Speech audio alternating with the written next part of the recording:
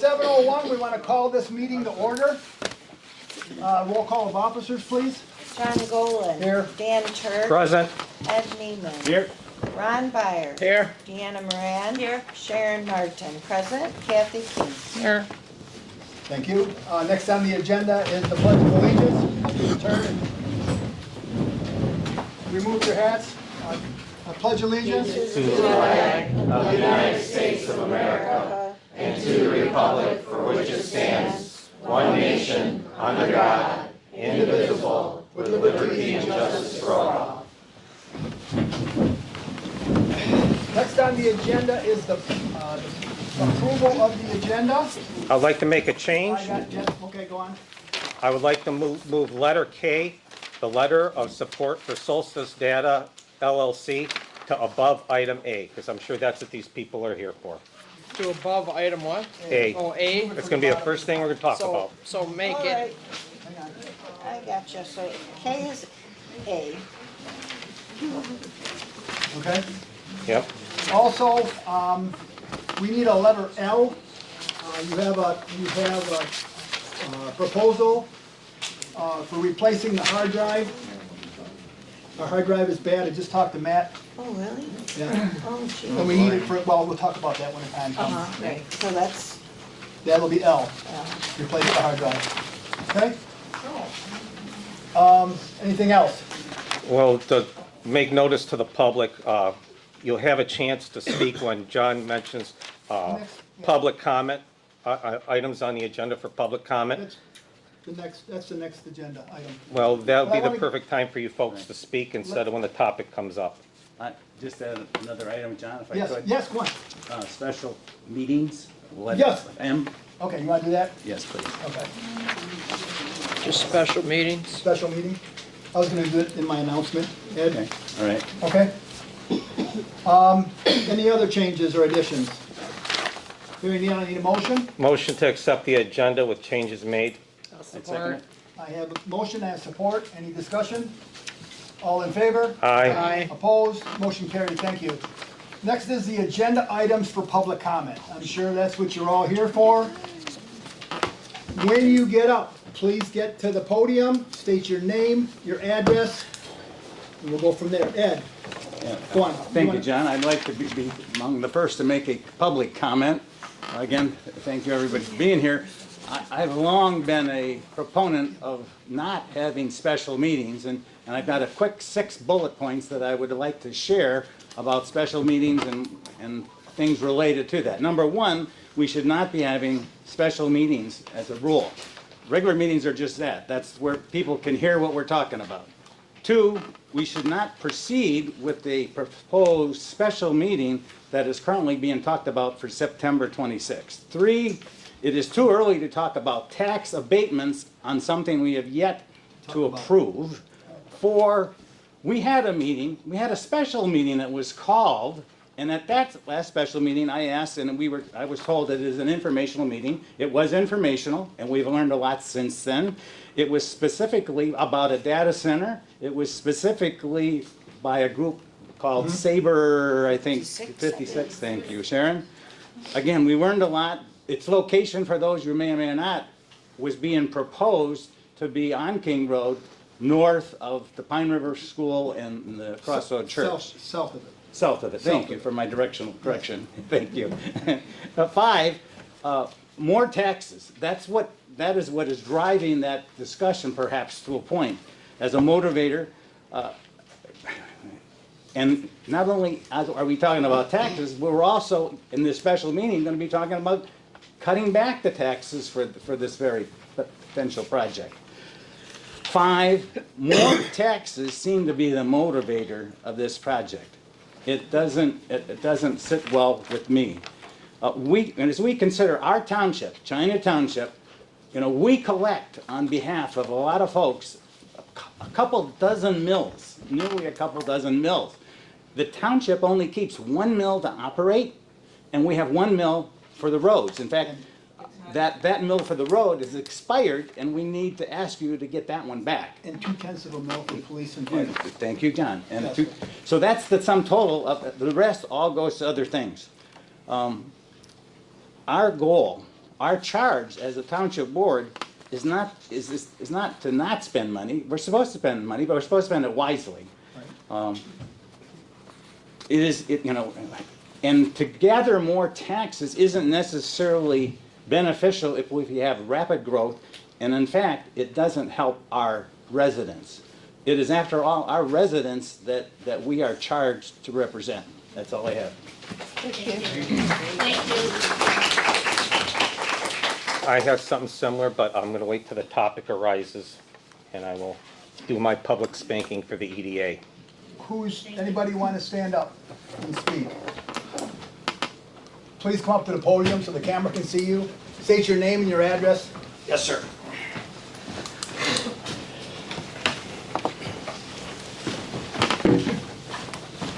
My name is John Molman. I live at 4107 Indian Trail, right here in China, Michigan. I just want to find out who this company is. Everything that I can find on Solstice online, and it basically their introduction is Solstice is a technology platform built to eradicate global policy. And for me, I'm a guy that I believe the red, white, and blue. I want to keep the United States sovereign. They have ties to this particular group, if it's the same, and that's what I want to know. They are tied to the World Health Organization, the World Bank, and the UN. And the fact of the matter is, if that is them, I want zero to do with them. It is tough enough keeping our freedom here without outside interference. Who are they? Where do they come from? Where's the money coming from? That's what we need to know. You know, there's lots of shields with these big equity groups. You know, we got foreign entities that are buying up, and then they're dictating everything we do. Because everybody says, ain't no compromise for money. I've watched men compromise over and over and over for money. And, you know, for the little bit of tax money, I mean, and what I have found out about data centers, one guy in there during the day, one guy in there at night. They're not a big employer, that's for sure. They told us 76 people. Well, They would employ 76. there's probably someone will speak here tonight that services a lot of data centers, and he'll tell you what he actually sees, not what was said, but what he actually sees. I'm a guy who likes the evidence, not the hearsay. You know, a lot of people say a lot of things, you know, but you know, I've heard a lot of people that want to govern from one side to the other and don't. But I've had enough. That's what I want to say about that. I want to know who they are. All right. Yeah. Well, let's get, the gentleman back here.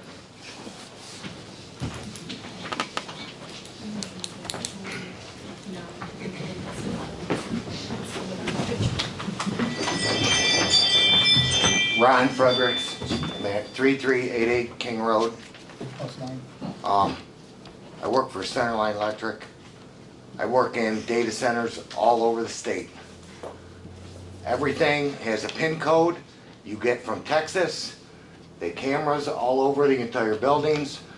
There's one security guard at night, one security guard during the day, and that is it. I go in and do my work to add receptacles. I'm in there a couple hours, and I'm out.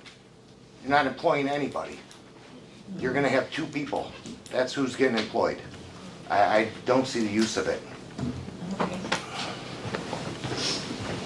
Libby. Thank you.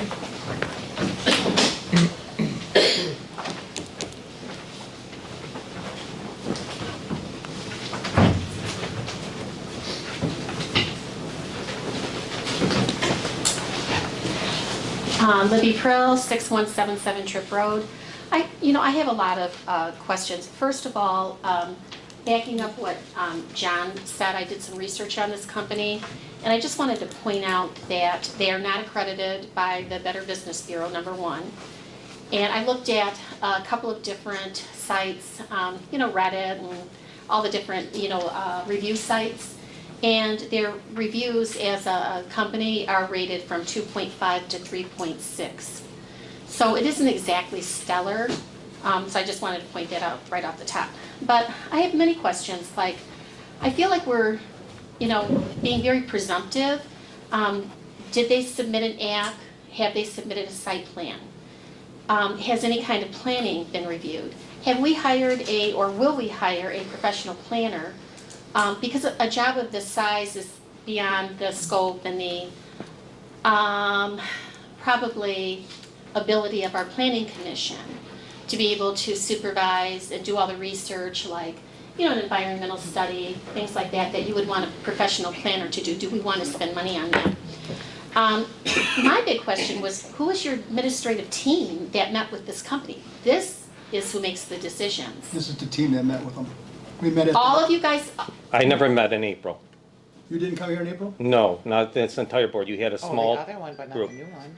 The Kathy, one were you that here? was The old, the other two men company. that It's the same came. This- no, that was That was like June. Saber We had a 56. special It meeting. That was same- Saber It's 56. the same Right. people. That's it. It's the That's same all we people. met It's a on. different company name. It's the same people. I don't care, it's a different company name that's made the application. It's the same Why did people. it change? It's the same Why people. would they, yeah. Different name, different entity, completely different rating, Because completely they're different. changing, you wanna know why? Because they're changing from a Bitcoin mining company to a data center.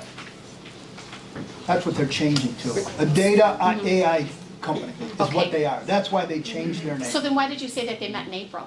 Well, You said the that same you're- people met with us in April. Mhm. And if you remember, because you were here, they also said that they could do AI and data processing. Right, and the. They said that to you. That You was heard with that. Saber 56 in July, but, Whenever they were here, I don't know. okay, but who was your administrative team in April that met with these people?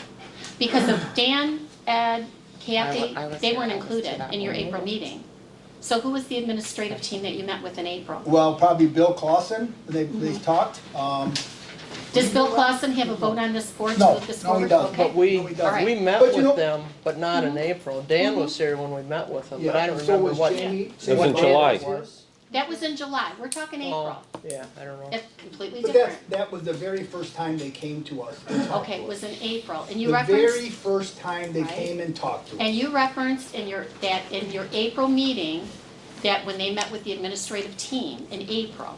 And this is the basis for which you drafted this letter stating okay, all right. that your administrative team is behind this. That they support it, but this is The board. the That's why board. that's why the letter is here in front of this board right now. Right, but I think it's very This letter wasn't presumptive. signed by anyone. This Right. board has to approve this letter. Right. And that's why Well, it's let's here. approve it when we get it on the right letterhead, number one. Because you have old letterhead that has Vivian and other Yes, well, people on. usually what Okay. happens is, when I paste, it usually drops off. Okay. That's why. Well, we have issues with technology then, because that's the wrong letterhead.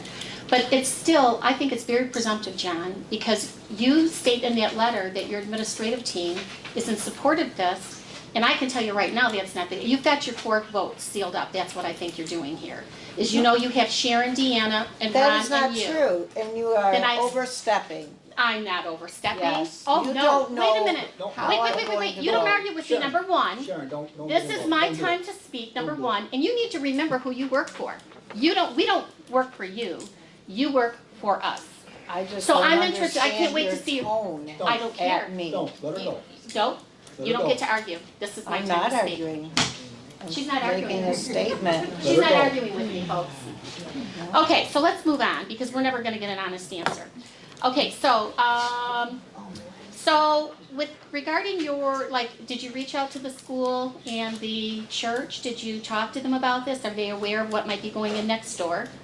And there may be properties on Puttigat. We talked about Antolin on the phone the other day. And I understand that it's being leased right now, but it's not really a permanent situation. We aren't really, we can debate how much money we're gonna get out of this, but I know that there's some advantages for the school district. There are some advantages for the county, and they would still receive those funds if we looked at properties up on Range Road or Haas Road that is not near a church or a school building. We don't know what they want for an abatement or if they're going to ask for it. I guess my big concern is a total disregard for the impact that this may have on the community's children. Again, we talked about the low and high frequency sound emissions. We've talked about energy emissions. I don't think that that should be ignored, and I think that it needs due diligence. And just because Dan Casey sent you an email asking you to fast track this does not mean that we need to kowtow to the EDA because they've got money on the line. I don't care if EDA doesn't make a dime. I don't care. I don't care if they don't ever bring another business into this county.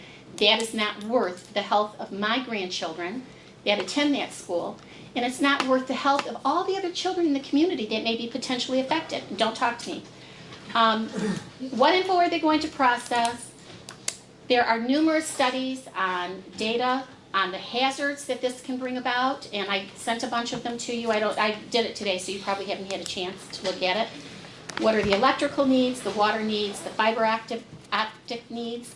And again, we're talking about bringing a company that is not even certified, they're not accredited by the Better Business Bureau, that has really a relatively low rating, and we want to bring this in because we might think that we make a couple of bucks on it. You know, and I'm tired of the fear mongering. I don't want to hear that, you know, Edison is going to close tomorrow and all this other stuff. We don't know what's going to happen. Yeah, it may be a peaking plant or it may not be, because we don't know what's going to happen with the November election. And for you to try to fast track this while you're still in office, and yes, you may try your write-in campaign, bring it on. Libby, can I just say? No, there's Yeah, not your well, turn to I want to make a statement, please. We're going to have a meeting the 26th where these people will be here, and they'll address the issues that she brought up. What time is that meeting? 7 o'clock. The public hearing will be held at 7 o'clock. It's posted in the Times Herald today. A special meeting. Yes, it will be, because they're coming from, I'm glad you were heard.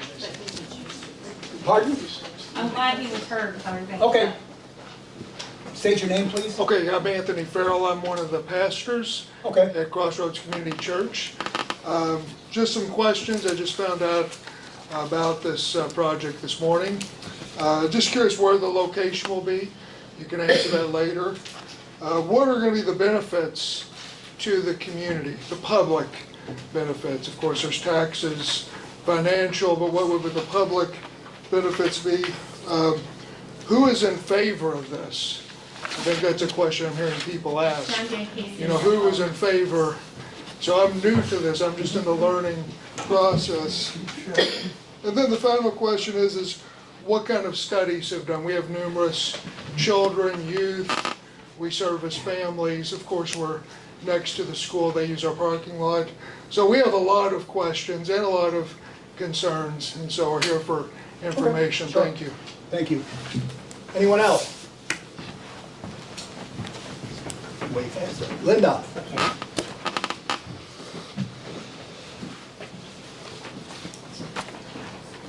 Linda Schweihofer, 3169 Allington. I really was saving myself to last because I was sure that there might be more people that would have more questions and comments for the board. But seeing none at this present moment, I too had the same question. Who is this new company? We knew nothing about it. Now I'm hearing, well, we'll know about it sooner or later, but people want answers and they want them now. My other concern was, and I did put something out on social media, and it was something that had been shared from the county. And it was a small town in Texas that had the Bitcoin mining, I mean data center, whatever you want to call it. And it took over their whole little town. And it was very disastrous to the children. The intensity of the sound, it's kind of like a, I don't want to say maybe a low hum, but it's that constant. They had headaches. They were sick to their stomach. I mean, they don't even know all the ramifications of that. That's my concern, and that's my concern for the board. Because you know that when the people put their faith and trust in the board, all of you, it was that you, and the first thing, the most important thing, and I think Ed said that already tonight, is that we are called to look out for the health, safety, and welfare of all of us here, and that is foremost, and it's more important than the almighty dollar. So, having said that, I'll step down. Anyone else?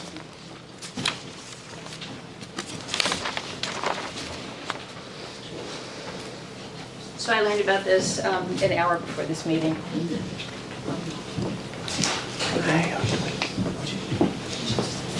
My name is Catherine Albrecht. I live in East China at 5374 Orchard Drive.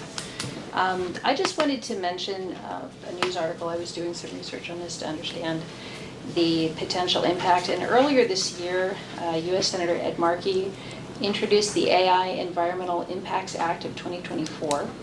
And as I'm reading this over, the bill addresses the need of studying the environmental impacts of AI and data centers that are running AI. It says right now we have only limited understanding, now this is again on the federal level, of the depth and scale of the environmental impacts, but what we do know is alarming. It operates at a significant cost to the planet and the communities. Researchers have found that the geographic data centers and the time of day when these models are being trained plays a significant role in the carbon intensity of cloud computing.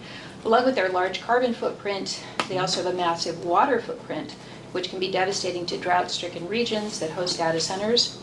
They require sustained, intense computational power, energy, and material throughout their life cycle, including through training and deployment. Yet even with these findings on their environmental impacts, there is not yet an accepted federal standard for measuring and reporting these impacts. So this is a call on a federal level to halt the development of further large-scale AI data centers until these environmental impacts can be studied. So I just wanted to share that with people, make them aware of the legislation, and I would encourage you to support it.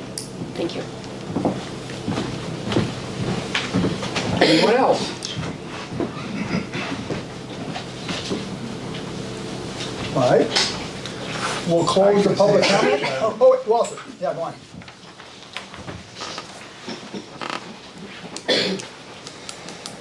My name's Walter Walgas, 6218 Putty Gut Road, China Township. I watched the streaming of your meeting that you had before when the gentleman was over. I know that there was a lot of important questions that were asked as far as really knowing how much taxes would be coming out of their system. I know that you asked a lot, everybody asked some important questions to the point where there was going to be another meeting to listen to the people. I got the email that Linda Swiover had over the Texas thing. There's a lot of things that need to be answered before this would even go through. And maybe unlike some people, I see a lot of integrity here. I see that you guys are working for the best interests of us, and I think that's what we're doing, what we're here for right now, not to cut each other's throats, but work on something to find out if we want this or if we don't. I hear a lot of important reasons on maybe why it shouldn't be here. But I think that we need research and a little bit more of understanding among people, and not like chewing at somebody's heels all the time either. That's all I got to say. Is I'm looking for something in this township to keep what we have and make sure that what does come in here, the answers were already, the questions were already asked, and we know exactly what's happening, and not later on us kicking ourselves in the butt. And I think that you guys have been doing that. Thank you. Thank you, Walter. Thank you. Anyone else? All right, hearing none, we'll move on. We have Ms. Tabula here from the East China School District. She'd like to address the board and probably the public. Good evening. I'm going to switch gears on everyone for just a quick moment. Thank you for allowing me just a few minutes to explain a proposal that will be on the November 5th ballot, a ballot proposal from East China School District. What we have is a sinking fund. And I want to start where it began and get you to why we are asking for this sinking fund on November 5th. Back in 2017, the East China School District started a strategic planning process. Through that strategic planning process, it was identified that our buildings were aging, our infrastructure was aging, and we had severe declining enrollment. So they went out and did 2 different enrollment studies. 2 different companies came in and did enrollment studies for our area. Both showed the severe declining enrollment that we were going to experience and that we have been experiencing. So what we needed to do was upgrade our facilities and right-size ourselves in our square footage to the new enrollment numbers that we have. So we went out. In order to do that, we tried to pass a bond in 2019. That bond did not pass, so we went back, reconnoitered and re-got ourselves a different plan, came back out in 2019, and that bond, or excuse me, 2020, and that bond did pass. It passed 3 days before COVID shut down. So the bond passed, thank goodness, but then we went into COVID shutdown, and we had a couple of years there where not a lot of progress was made as far as planning, development, or construction or renovation. After we came out of the COVID, time, we had supply chain management issues. So procuring the supplies that we needed to do the renovations on our buildings took time, and we're finally now, I feel, we have traction. So we have completed the site work, the outside work at Bell River Elementary. We're almost done with the renovations to the Marine City campus, which houses our 612 students. We have started the first phase at the St. Clair end of the school district, and our elementaries will start work this summer. So that was starting from 2017 to now. We were able to identify the most important needs in our district with our bond and get those upgraded. But now, to move forward, we are asking our communities to have a sinking fund for the East China School District. Now, the rules for sinking funds have changed. It used to only be for upgrades, improvements, and repairs of your buildings. We are now allowed to use sinking fund dollars for repair and purchase of buses, repair and purchase of our safety and security features, and technology. So if you'll remember, back in 2009 was the last time East China School District had a technology bond. We passed a technology bond in 2009. We passed a bus bond in 2016. We don't have to do that anymore. The sinking fund would take care of all of those needs. So not only repairing our bus fleet, we have 30 buses, but replacing them if we needed to could be used for sinking fund dollars. The repair, upgrade, and replacement of our buildings can be sinking fund, technology, and safety and security. It's all rolled into one now. Those are all sinking fund eligible expenses. So on our website, there are 2 documents on the East China School District website, and I have some copies here. I tried to get some out, but there's a lot of you here tonight. The first document is a frequently asked questions document. This is on the website. You can look through it, but I think that second paragraph is the one that is most important to understand why we're asking for these dollars for the district. And I'll just read the first 2 lines. It says, the state of Michigan does not provide specific dedicated funds to repair or improve school district facilities, safety and security, technology, or bus purchase. They don't provide us with funds to do that. It has to come out of our general fund dollars. So if we have a bus that we need to replace, or a water basin, or something that needs to be taken care of, that has to come out of our general fund, which in our school district, 85 to 87% of our general fund budget is salaries and benefits. So we're a people industry. We don't make anything, we're a people industry. And so when you need to start cutting, it's people. That's what happens in a school district budget when we need to start looking at cutting dollars or saving to repair things. So the track, we need track replacements, our turf will have about another 4 years on it. We've got buses, technology, we have safety and security entrances, those will all need to be taken care of over the years. The bond dollars were a one-time purchase. If we built what we needed to build, now we have to continue to keep those things up to date. So I wanted to share with you, because a lot of people will ask me, we just passed a bond. What do you know, what's the sinking fund thing for?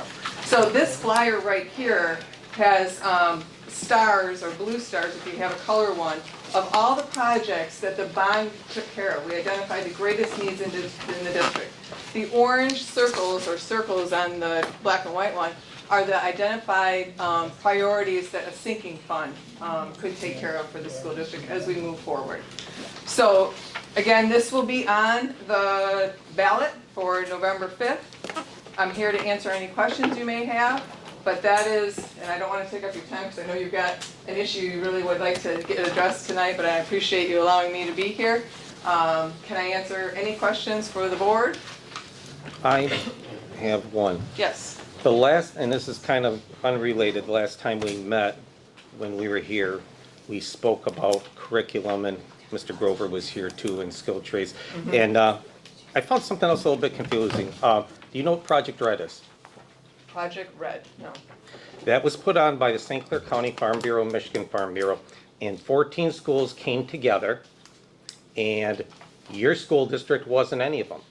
It brought people together like AIS and Greenstone Farm Credit. They wanted to introduce themselves and work with students to get them interested in heavy mechanics, veterinary care, banking and finance, and insurance. Who leads the group? Michigan Farm Bureau. All school districts were given this notice. East China School District didn't participate. I just found that upsetting, and I don't know why you would want to do that for your children.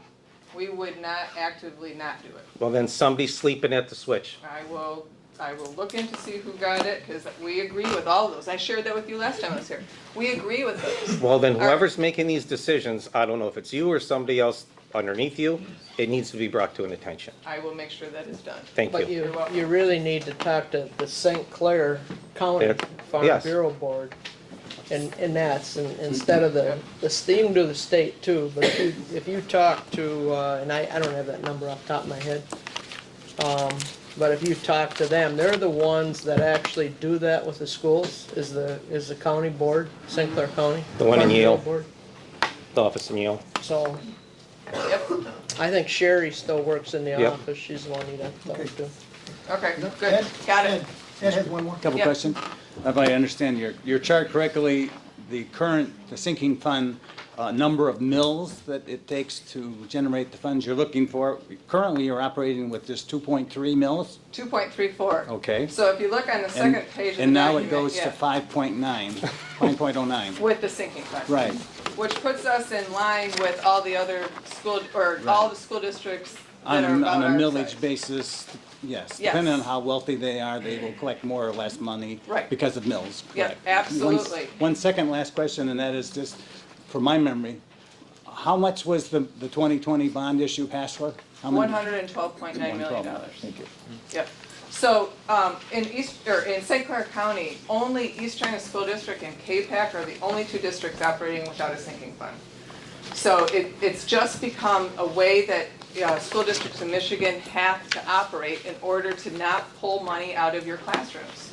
So just a couple days ago, we had a fire suppression system push button that broke at the Performing Arts Center. It was a $25,000 fix. We don't have an option. We can't run the PAC without that being there, and we have to pay for it. It's either going to come out of your general fund dollars, or it's going to come out of a sinking fund. So it's those daily things, or weekly or monthly projects that come up that protect your classroom when you have a fund like that to draw from. Okay. I guess one last question, Yep. see you might. I think we all recognize the importance of education and funding that. Don't get me wrong. Do you know of the staffing that you have now? You know, teacher being the front line, being the difference between, you know, what a child does and what he becomes. What is the ratio of teachers to the overall staff that East China employs? The number of teachers to overall staff, well, it's mostly teachers. I don't know You that don't know the exact number? All right. I mean, in a building, let's say you have 35 staff members in a building, you're gonna have 25 of them. If you don't know, you don't have to try to guess. No, but I wanna give you an idea. Right. 25 of them are gonna be Right. your teachers of any school you walk into. Right, but you also have administration, you also have. One, you- in an elementary. No, I'm not talking about in the, Yeah. but you have overall district administration. Yes. You have a lot of department heads, you have maintenance, you have buses, you have lots of other staffing to make the system run. Right, and you need that. I mean, I'm not you saying can't that. operate I was without simply it. asking if you knew what the ratio was. No, I don't know the exact ratio, Okay. but I'm curious as to why you would ask the question. Well, if, to be frank, the education is very important. Yes, we don't want in tough times to cut the teacher, because that's what you offered as what often happens. Yeah, well, last time I can share with you, in 2017, when I took this position, our district was operating with a very fine budget. I mean, we were very close to not operating in a balance. We don't have a choice in a school district. We have to operate with a balanced budget. We have to provide a balanced budget. We got down to the point where you're sitting around a table, we had to cut something. We talked about pools, we talked about middle school sports, we talked about all the things that we love about our district, but we couldn't give a budget that wasn't balanced, so we laid off an administrator. That was our choice. But that is not good for your school district either, because your teachers rely on those administrators to take care of your behavior issues, to take care of all the administrative responsibilities that keep them teaching in the classroom. So none of those solutions are good ones. But we've moved from that point where we're no longer talking about closing pools or laying off people to the point where we're enriching our school district. We have a social worker in every school building. Back when 2017, we had 3 for the entire school district. We have safety and security officers at all of our secondary buildings. We have a school resource officer. We have interventionists that come in when a student is struggling, not just special ed, general ed students. So we're very enriched in our ability to provide education for our students. But once you start having to make decisions, it's those enrichment pieces that start to, you have to make decisions on, because we have to balance a budget. So, again, thank you very much. Yes, ma'am. I just have a question on this chart here. I don't know if other people have this, but this is on page 2 of the chart, which shows our current status and where we would be in orange. The thing I'm not understanding, this is the first I've heard of this, it says that they're funded primarily by debt mills, and if we were to pass this, we would be funded primarily by the sinking fund mill, more so than any other district on here by a large measure. In fact, we would be more than half funded by the sinking fund. Well, it's not the total. The debt mills we're just paying off our bond. We receive funding from the state of Michigan on a per pupil basis. So this just reflects the mills that you're levying in your school district. Can you tell us what the blue represents where it says debt mills? The bond that passed in 2020. That's it. We don't have any others that we've paid off all of our debt. That is all that's left for us is the bond that was passed. We passed off the bus bond and tech bond and the PAC, they're all paid off. You would consider our bond honestly was small compared to other districts. Yes, That's why most that's districts. small like that. So one of the issues, thank you, one of the issues that we ran into, we passed a $112.9 million bond, which is a tremendous amount of money. But districts now, they're up in the $300 million passage because of the cost of construction, the cost of bringing in the materials needed. It's out. Now, I won't say outright, it is what it is, but it's a very large amount of money to do the work that we need to do in East China School District. I know on here we've got comparisons to Memphis, Armada, and Marysville. They have, 1 or 2 elementaries, 1 middle school, 1 high school, a lot of them all on one campus. East China School District covers 142 square miles. We have 2 middle schools, 2 high schools, 4 elementaries, a performing arts center, a central track, a central stadium. We have an early childhood center that we just put at Meisner Road. So we have a large amount of facilities that we're trying to keep at the peak, keep at the very best that we can. I think we're doing a good job with the current debt mills, and even with the sinking fund debt mills, it would put us right in line where other districts are. I just have a statement, not really a question. 4 kids of mine went through East China School Districts, all various schools, and I don't want to give my opinion on you should vote this way or that, but schools are very important if you even want to look at it as reselling of your own home.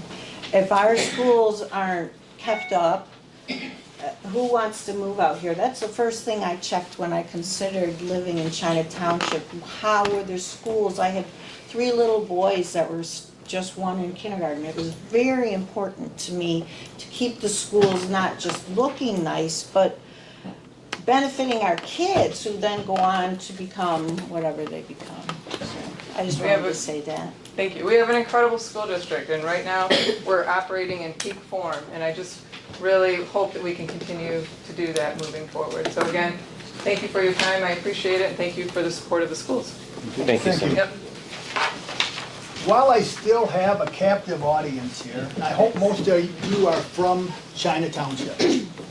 Also on the ballot in November, we're gonna have a road millage fund. So 1 mil. This year, it'll be the same tax. The board enacted that 1 mil for 1 year. This year, right now, we've spent $472,000 on roads in China Township. So the money's gonna be put to well use. I hope you guys consider voting yes on that millage when it comes up in November, okay? Like I said, you drive through China Township roads and you drive through Cotterville or Casco roads, and you can tell when you leave China Township, okay? That's all I got to say about that. Next on the agenda is the approval of the minutes of the China Township Board meeting of August 15th, 2024. And, okay, August 13th? Okay, you want to do that one first? Sure. He's doing the one, the special meeting, August 13th first. I need a motion. I'll do the motion to approve the minutes of the special meeting on August 13th, 2024. Support. I have a motion and support. Any other questions? All in favor? Aye. Aye. Opposed? Motion carried. Next is the approval of the minutes of the China Township Board meeting of August 15th, 2024. At the top of the minutes, Yeah. they say August 19th. So the Okay. 19th is correct and the The 15th is wrong? 15th is incorrect. I guess. Yeah, Seems like 19th there. Okay, I'll fix it. Thanks, Okay. Ron. yeah. Okay, I need a motion.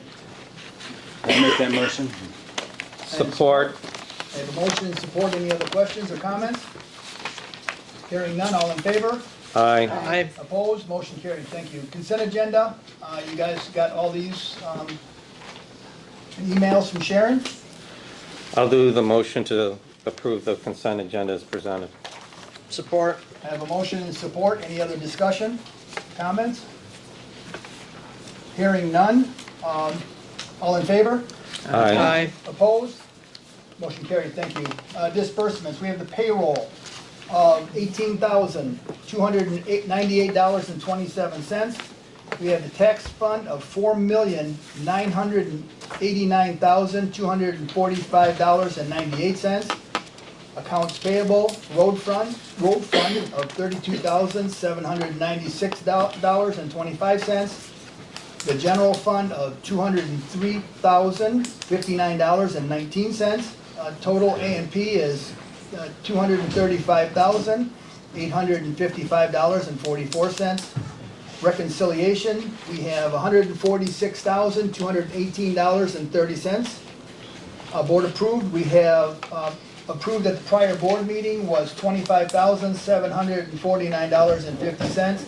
Pre-approved was $63,887.64. Once again, the total was $235,855.44.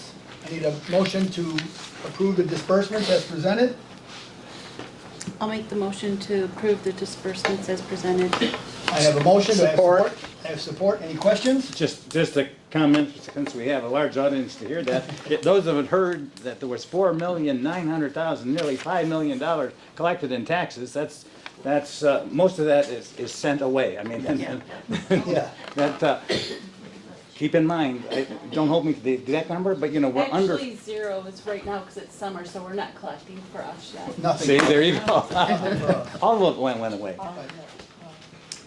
Okay, Thank you. Thanks, Deanna. anything else? Anything else? Roll call. Roll call, please. Boland. Yes. Church. Yes. Neiman. Yes. Fryer. Yes. Moran. Yes. Martin. Yes. King. Yes.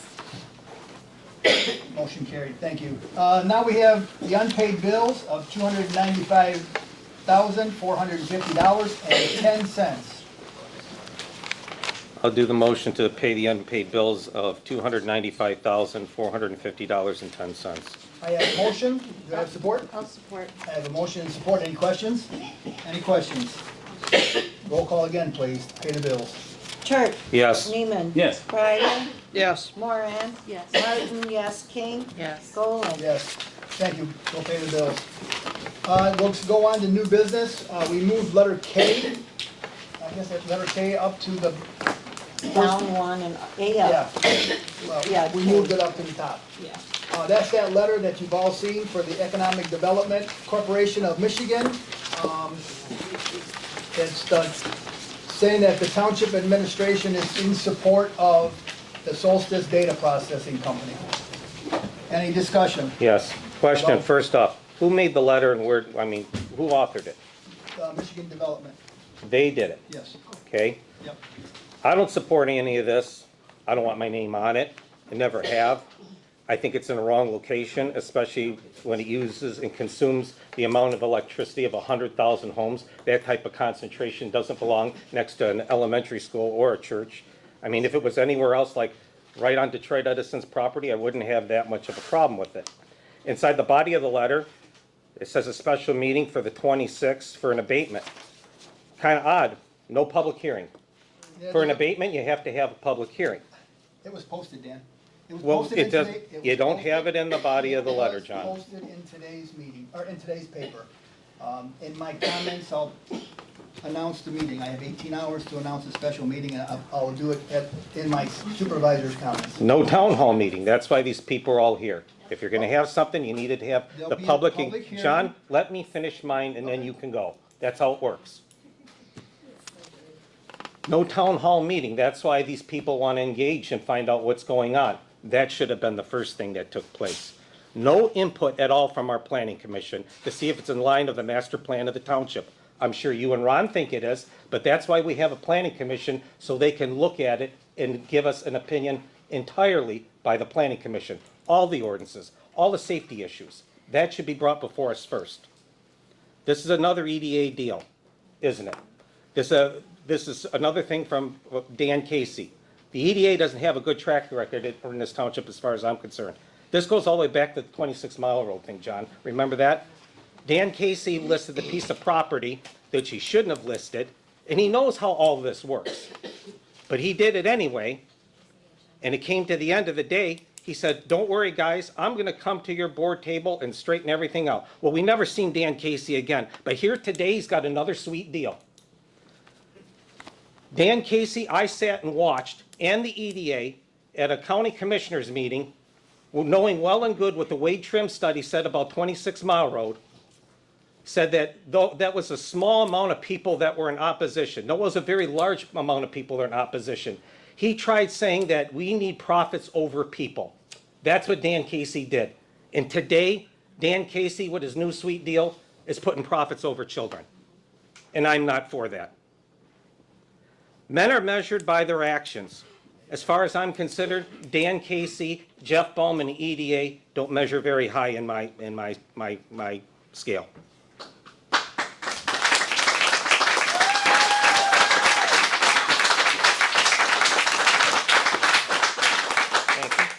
Anything else? See done? Are you Can done now, I, Dan? can I I'm back done. up? Can I back up? Can I back up on what his comment? Just because it's sitting here and it's just I'm gonna break down and I don't wanna break down, but I just recently lost my sister. She had cancer. Environmental people. Most cancers in this world are not genetic.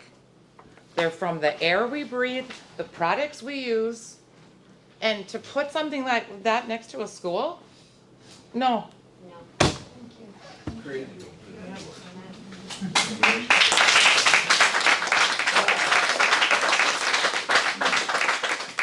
I have just two things I want to say. First, these companies, and I don't know how many times anybody on the board has dealt with any of these larger companies, they try to get everything in line. Everything they're going to do in the township, within the township, know that they can use the property for what they want to use it for. Then they come to the local community, they go through the planning commission, which is required. They've got to come to the planning commission with a site plan, and then it's up to the planning commission to approve or deny the site plan. The second point is, I think these people raise a lot of questions that we can't necessarily answer, or we could, but we're not experts on the questions they answered. I think we should table item K and item L, which is concerned with this, and we should have the folks that are coming on the 26th and address the questions of the public. Yes. And Absolutely. address that, and we're probably gonna have to have a meeting in the garage, because it's sort of crowded in here, and there's a lot more room out there. You don't want L, you don't want to replace L. We don't want L is to, the hard drive. L is the hard drive. We just changed K to A. Oh, the special meeting you're talking about? No, no, L on mine is the industrials facility, was that I? That's Yeah, I. yeah, Okay, the guidelines. What, your glasses are? yeah, well then, yeah, excuse me, not L, I. So I and K, I think, should be tabled until the meeting on the 26. 26th. And let whoever can come that night come, and let them get their questions answered from the people who want to do this, and then the board can decide at that, whether that's something they want to do, or that's the end of it right there. Ed, Yeah. Before we table that I and K, which I think is a good idea, but, and I may even won't need the special meeting request I have as an agenda item, but, where was I? Train just left the station, folks. It'll come back. No, but seriously, there you go. it's still going, it's still on the Here, road. I had a very Ed, good point. Ed, while you're thinking of that, maybe let me address ahead. that a little bit. Please. Normally, I agree, we shouldn't have any more special meetings than necessary. In this case, these folks are coming from out of town to meet. And in those situations, you know, we can tell them, hey, too bad, here's our meeting, either Right. come now or don't worry about it. We're somewhat trying to accommodate them in their schedule, and that's the reason for the last special meeting, that's the reason for this special meeting coming up. Beyond that, I agree, we shouldn't have a lot of special meetings. Well, with the train back at the station. Okay. Okay. Yeah. It's not an issue of just timing, it's an issue of, you know, I and K were already actions that were moving this thing down towards approval. We had the carts before the proverbial horse. I mean, why would we be talking about abatement process? Why would we be talking about the methodology for applications? Yes, well, let me, But let me just, go on. one last thing in my other train, was this letter that was in here, I only received, I mean, the packets become available Thursday or Friday Thursday, night.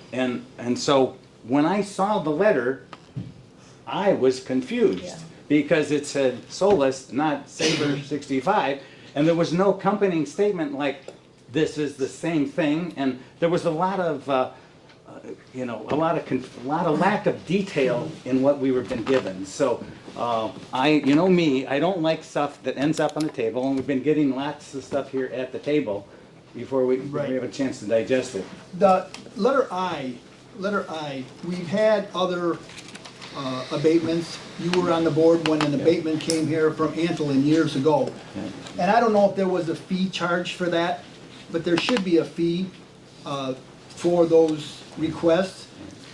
Actually, that should be in our fee schedule. That's what that's for, Okay. for future. That's why it was put in here. I don't disagree with that, but I don't think the EDA is our source no, for. I'm not- for but that isn't- It but should be that- MTA, or it should be. But that's what, in Okay. fact, who helped me do this was Jamie, our assessor. Okay, He followed the guidelines from other communities that he services, all right. but this is just part of our, this should be part of our fee schedule, so someplace down the road, you're gonna have more coming, you know, looking for abatements. Then we'll have some kind of a fee, what we charge them to do this. It's administration fees. That's what that was put on there for, just for future use, okay? But only because Ron brought it up, you know, when a company is that large, they can make it to a special they can make it to a regular meeting. We don't need to be accommodating. One last tone. We have the water, we have the power, we have everything here that's going to keep us very viable. The biggest thing is the power. That's what they want. power. They want the power. That's all. Yeah, they're huge. The water, right. We attended a What he meeting, said, when he was here, what they said, what kind of kilowatts they're gonna use. enormous, over No, 100,000 no, it people. was homeless. 120 kV. KV. It was a substation. When some of us met with DTE, Yes, right. a year or so ago, they spoke of this transitional period where we were going to go from coal to gas, and the guy who was in charge of gas wasn't real affirming that we were going to meet all of our needs as that transition took place.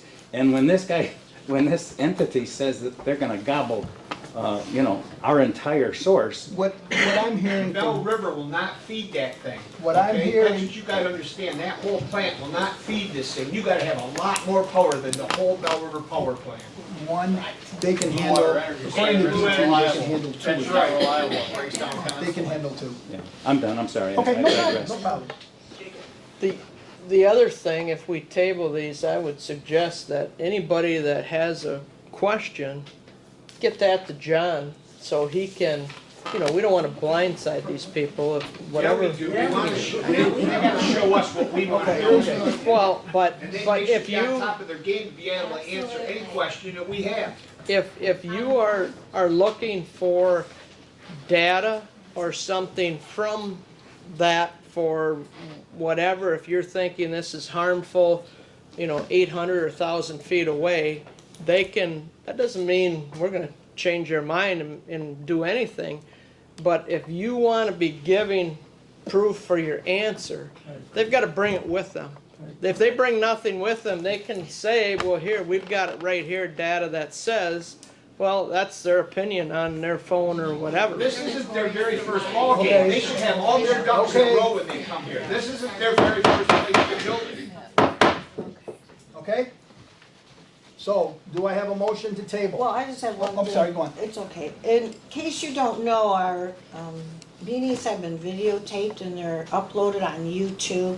And we had this special meeting videotaped. It's also on our website, pretty easy to get to. Just look for videos, click down July. It was a special meeting in July. It won't say board meeting. Click it. You don't have to watch it. It's men talking, but you could listen, do dishes or whatever. And there's a lot of questions that you all have that were answered by them, which I guess is the same men, same company, renamed. So maybe look at that or listen to that, and then you'll be more prepared or think of a different question. Questions, right. Okay, that's all. Okay? All right, I need a motion to table. I'll make that motion that we table I and K until the special meeting on the 26th. And if anybody wants to forward any questions they have to John, if you don't, that's okay too. Well, as a footnote, before I second that, Okay, the item that I added will be a motion to not have a special meeting on the 26th. So, do you continue with your motion? It's posted No, in the that- paper right that now. is my You can motion, post a Ed. meeting, you don't have to have it. yeah, that is my motion to table this to the meeting on the 26th. One quick question, is this going to be a special meeting, or is it gonna be a town hall where the people can interact? They are totally different. It's both. It's gonna be a special meeting, but it also is going to be where Open to the public. whoever comes will answer questions that is asked of them, and they can interact with the people that want to do this. Our meetings are regularly and they're posted in advance. There's no reason that meeting can't be on a Monday night as a regular meeting. If you 100% agree with If you make your motion that 100%. you want to table it with disregard of the 26th, I'll second it. I'll be done with that. I guess I'm gonna let it go as is. If the board wants to do something different, they can do something different. And my knowledge right now, that's when these folks are planning on being here. That's what If the you wanna answers tell are. them to be here at a different date, I can second that. I'll support it. We didn't, as a board, tell them to be here at that meeting. Okay, I've got I would not be a able to make motion that. and support. Okay, All right. so Ron and support is Moran. Yes. To, Table. Table. Till the 26th. so, okay, then we'll Okay. decide, right? Right. Okay. Call it, roll call it. Oh, roll call. Yes. Golan, Yes. Turk, No. Ed, No, Neiman, no. Ron, Yes. Deanna, Yes. Sharon Martin, yes, Kathy King. No. Motion carried, thank you. Told me. Letter A, Duke Broadband. You have a letter to give $80,000 of our ARP money. That was to Duke Broadband to bring service. You got it north on Indian Trail to Wadham and south from Wadham, from Fredmore to Indian Trail. I would make a motion not to approve those funds for that expenditure. I'll support that. Huh? You don't want broadband? Coming in contact? Is that the motion not to have broadband, or is that the motion is not to spend take $80,000 and give it to a private company to put the lines to the township? I Okay, support Let's it. phrase it correctly. all right. So, I've got a My motion. motion I'm is not, supporting his wait motion. 1 second, I want to have the wording correct. Okay, not to approve spending $80,000 of ARPA funds, giving it to the private company to install lines in the township. Because when we talked about it last, Ron was actually gonna check to see if we got to own the lines that we no, were buying. we can't own them. I got We you. can't use I ARPA money. understand. We can't I use don't ARPA dispute that. I money. was just pointing Right. out that You can what use we're paying ARPA for is not what Right. we're owning. You can use ARPA money for broadband, but we can't own them, we can't own the company or the lines. That was when we first got the ARPA funds. If there was. Okay, so we have a motion not to give, Kathy. Discussion? Yes, discussion. I know we approved this last spring. I mean, if it wasn't in the minutes, it wasn't in the minutes.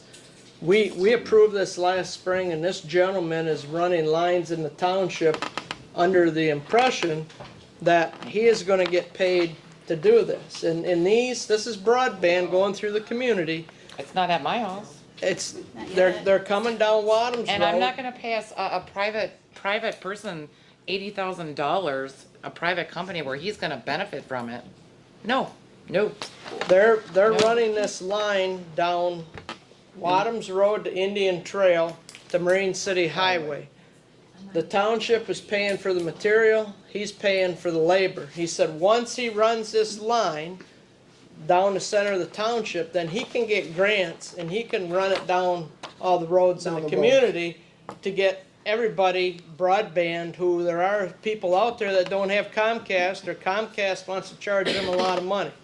That's the whole point of having broadband, to help those people, and even people who have Comcast. A lot of people work at home and they have large internet needs. This is to help them with a different service outside of Comcast or a Dish. And that was the whole point of doing this with ARPA funds. When ARPA funds, which, I don't agree with how they came about, but they did get sent out, and when one of the 4 things originally you could spend the money on with ARPA funds was broadband. And that's what we're trying to do. We're trying to bring broadband into the community and get it out through the community for those people, and I don't know if anybody's here, which is one of those, that have come in and said they want $12,000 to get Comcast to my house. And this is what we're trying to get broadband here, is to have another choice to help those people who don't have internet, and that's what this fellow is doing. Once we get it through the center of the township, he can get grant money Then he can wing off for the rest. to complete it. And I would like to say something as well, that I know that a lot of this was started with the ECSD bringing in Duke Broadband to run some lines because of Comcast, they were lacking. And I know we have a lot more people working from home. They're having trouble getting fast enough internet to keep up with their work and stuff. I talked to some people over there that have the Duke broadband, and they said it is way faster, it's nicer, it's a shared line, it's not something we own, it's multiple communities on one line, it's not something we would ever be able to own, but it is a lot faster. We have kids learning from home, their homework and stuff is online, we have several spots in this township, which we've heard over and over, Comcast is not reaching, what do we gotta do? We have kids having to go to school and try to do their homework in school.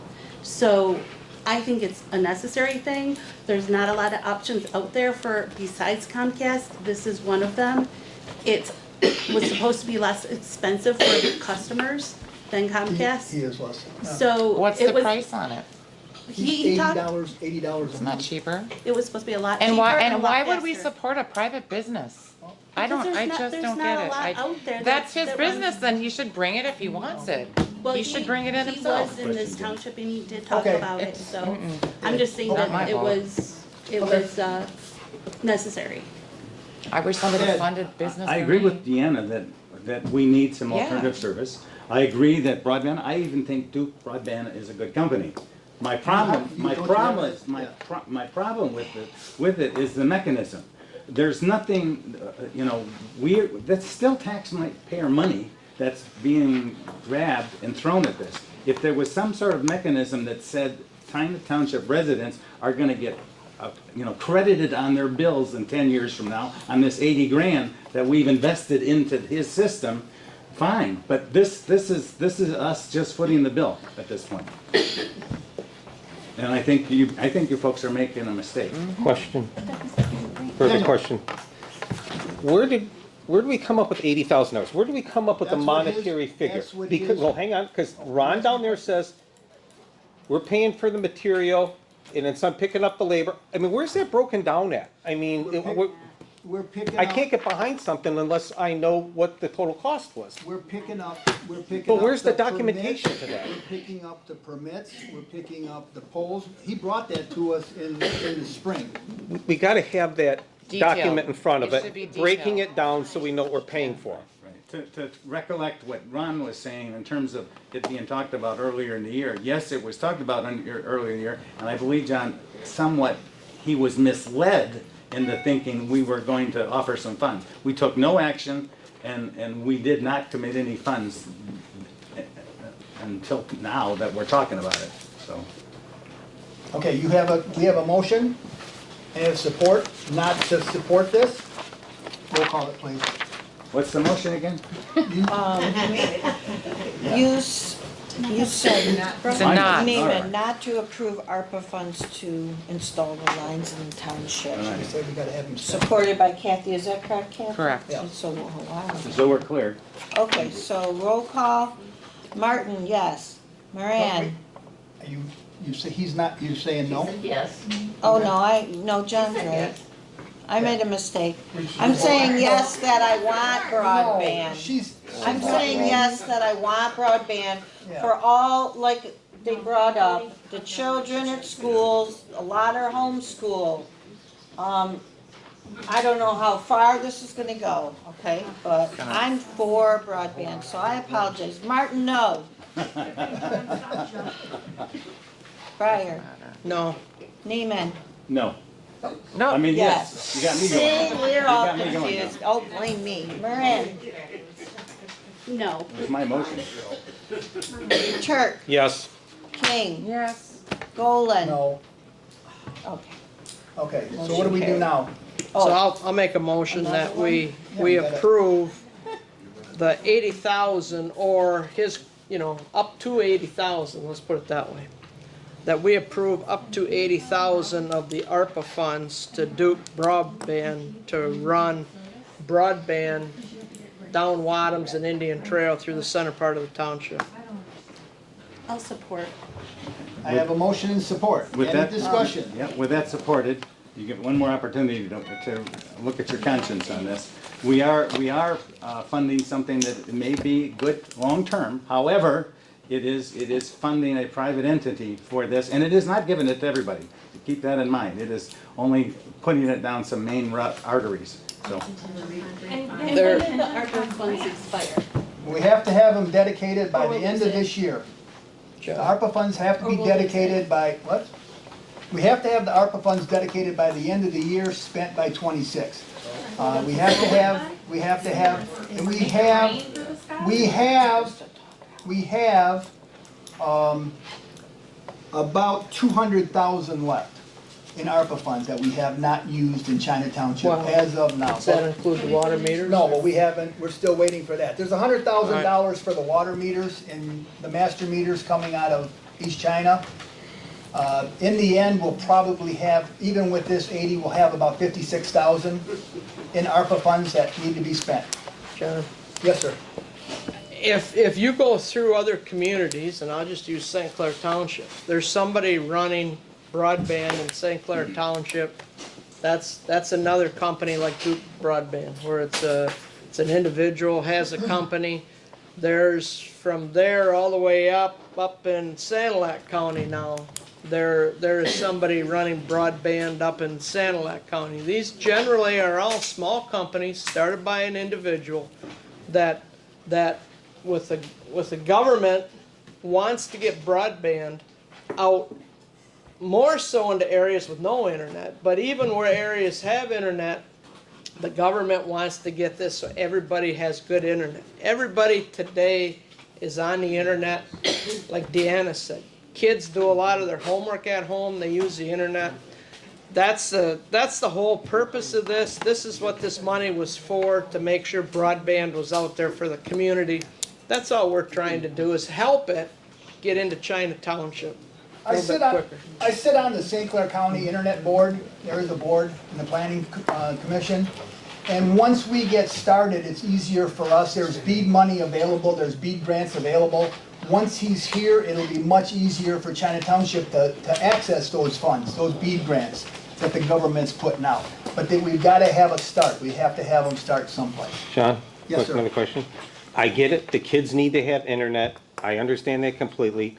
The problem I have is we, as board members, are stewards of the township's money, taxpayers or whatnot. Without proper documentation, we are failing in our responsibility to being stewards of those funds. Okay. Anything else? That's it. Roll call it. Do we have a What are we, support? I have Deanna Ron. supported This is, it. What are we this is to voting pay on? the To 80,000. pay the 80 grand. Okay, roll call. Roll call. Breyer, Yes. Martin, yes, Moran, Yes. Golan, Yes. Turk, No. King, No. Neiman, No. Motion carried, thank you. This is the second reading of the cemetery ordinance, section 3545. It's in your packet. Nope, you skipped over B, didn't you?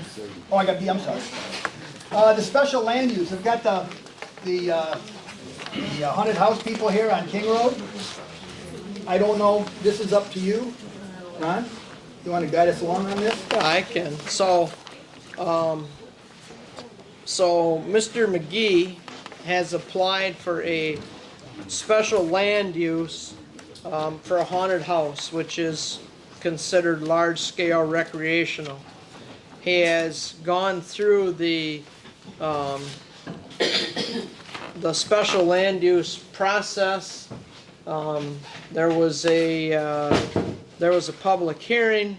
He's completed a site plan, and the Planning Commission had a majority vote to recommend to the Township Board approval. And the minutes, I think I thought Karen's report was here. Yes, it is. yeah. Everything is here if you've had a chance to read through it. If you have any questions, I think Mr. McGee's, yeah, he's here. Well, what we don't have in here is the fire report.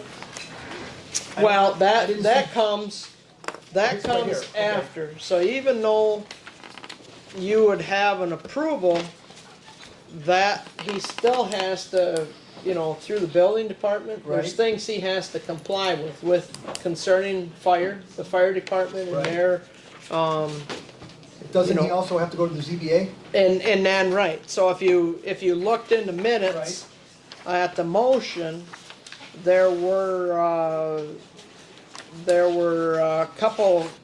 three items, conditions in the motion. One item was to have the, access from King Road, have that county approved and get that in the township, and I believe that's been done. So that's taken care of. The other item is the applicant is requesting a stone parking lot instead of a paved parking lot. In our ordinance, there is a provision that in certain cases, under certain uses, if a stone parking lot would be, I don't know the word, but just as good of a use as a paved lot, the ZBA has a right to waive the paved parking lot requirements. Not a variance, they just have a right to waive that requirement. So that's one reason that he's going to the Zoning Board of Appeals. The other reason that he's going to the Zoning Board of Appeals is because of the size of the building he's using, and I don't remember the exact parking spaces, I think it was like 172 or 178 spots would be required for parking. And he wanted to build, I believe, 153 parking lot. With the amount of traffic going in and out of there, that's a question for the Zoning Board of Appeals, because that would be a variance. Would the 153 space parking lot suffice for what he wants to do? Or should it be what is required by the building size? And again, I'd have to look through here, but I think it was in the 170s. So those things he has to get yet. He hasn't been before the Zoning Board of Appeals, which he will be this Wednesday. There's been a couple snafus to that. He should have been there probably a month and a half ago, but he's gonna be there on Wednesday. So at this point, it's up to the board what they wanna do, because in this case, the Planning Commission is just a recommending body, and it's up to the board whether to approve the special land use. I'm so sorry, just to add some clarification. Well, what Mr. Byers said. hang on a minute. We Wait, appear don't, to just be- wait. So if you'd like to open the floor up for the applicant or his attorney, if they have any comments, I would make a motion that we open the floor up to the applicant or his attorney to address any questions or to have any comments on this. I'll second that. Support. Oh, you already did. Yeah. All right. All in favor? Aye. Opposed? Motion carried. Thank you so much. I just wanted to clarify. Can you give your name? My name's Sarah Grout. I'm the attorney for Mr. McGee, who's seated here to my Yeah. left. She I'm sorry. No, you're fine. Sarah Can you Grout. go up there too, Oh, because our sure. camera's on? I use the video for minutes. It's Sarah Grout, spelled like the green Sarah? tile. Yeah, G-R-O-U-T. Okay, gotcha, thank you. Thanks. The gentlemen have been coming since about March of last year trying to get this up forward. I just wanted to clarify what Mr. Byers said. It kind of made it sound like we haven't been to the ZBA and we didn't try that. We did. The notice wasn't sent out timely for the public hearing on that, so we were here 2.5 weeks ago trying to get the variances done through that they finally had to hire me to come in and try and get things moving through the Planning Commission and the ZBA to get everything, because they've been kind of stonewalled for quite a while. It seems like every time they came to a meeting, they were given one more project that they had to do before they could do anything else. So we finally made it to the Planning Commission. There was a public hearing where they gave us the recommendation to give to the board a positive recommendation in favor of having this haunted house here. Obviously haunted houses are seasonal, so there's not gonna be things going off at all in January. But so that was done. The Planning Commission did give the positive recommendation for it to be allowed, with the clarification that recommendation would go through if we had these zoning variances. The two variances, we were understood that there was 3 things left to accomplish. One was the approach for the roadway, which was done and submitted through the engineers. The other 2 were in regards to the parking. So To clarify on the parking a little bit, the area where it's at, it's already kind of a gravel lot. It's going to be graded, it will be a finished gravel lot. It's not gonna be just parking on grass or something like that. So it will still have to be graded, there will have to be, for proper water flow and everything like that. So it will still be a finished parking area. It's just much more conducive for budgetary reasons and seasonal reasons to have only a gravel lot. Did you have a question? Yeah, I did. Oh. Since you opened the floor up and brought this young lady up, looking at some of the notes from the planner, and an understanding of what the project entailed. I mean, obviously, one of the components is to utilize the gravel parking lot instead of that, and that's based on, it's only a short-term use, I understand that. The planner said if 772 people were allowed, then they'd need 258 parking spaces. Is there going to be controls set on how many parking spaces are going to be parked? Or is there going to be a cutoff of attendance? And Yeah, so that was one of the issues. So the difference in the numbers was between what fire code would allow in there. So the occupancy of the building for the area of the building that they're planning to use would actually, for fire safety, allow to have over 700 people in it. Just based on the way that haunted houses run and the way this would be set up, that would never be allowed. They're looking at a maximum capacity, so not a safe occupancy through the fire department would be in the 700s. The actual capacity that they're planning to have in there at any given time would be closer to 300 or 400. So that's where the numbers were dropped down for the parking. So the parking and to be completely frank, the parking right now, it can be expanded. It's for budgetary reasons. I mean, this was going to be their first year. Because it's dragged on this long, whether they'll even be able to open this year, they're probably not going to be able to. This is probably something to try and get our ducks in a row for next year, because they've been trying since March to get it done anyway, and they just haven't been able to get through the process with everything else. But, so if it is required to have, if the ZBA does come back on Wednesday and says, you can have your gravel lot, but you need to have 170 spots, that's realistically something that can happen, especially now by next year. But it is just because the capacity that they would allow versus the occupancy, so that's why the lesser number of parking spaces are only required through fire safety because of that. And it will be monitored. And I certainly appreciate that there's a fire authority or fire element that's going to do some review of this. But again, in all this verbiage, it said, if you have less than 500 people, you only need one exit, and I find that that's not too wise. Yeah, they've got multiple exits planned in, and there's gonna be entrances, exits. Okay. There's a couple different All right. ones. They've been in good contact. We don't always RJ's get everything here. Yeah, RJ's been in good contact with the chief. He was here at one of the meetings for the planning commission, so they've had a number of conversations. He's already got kind of a blueprint of what it was gonna look like, so.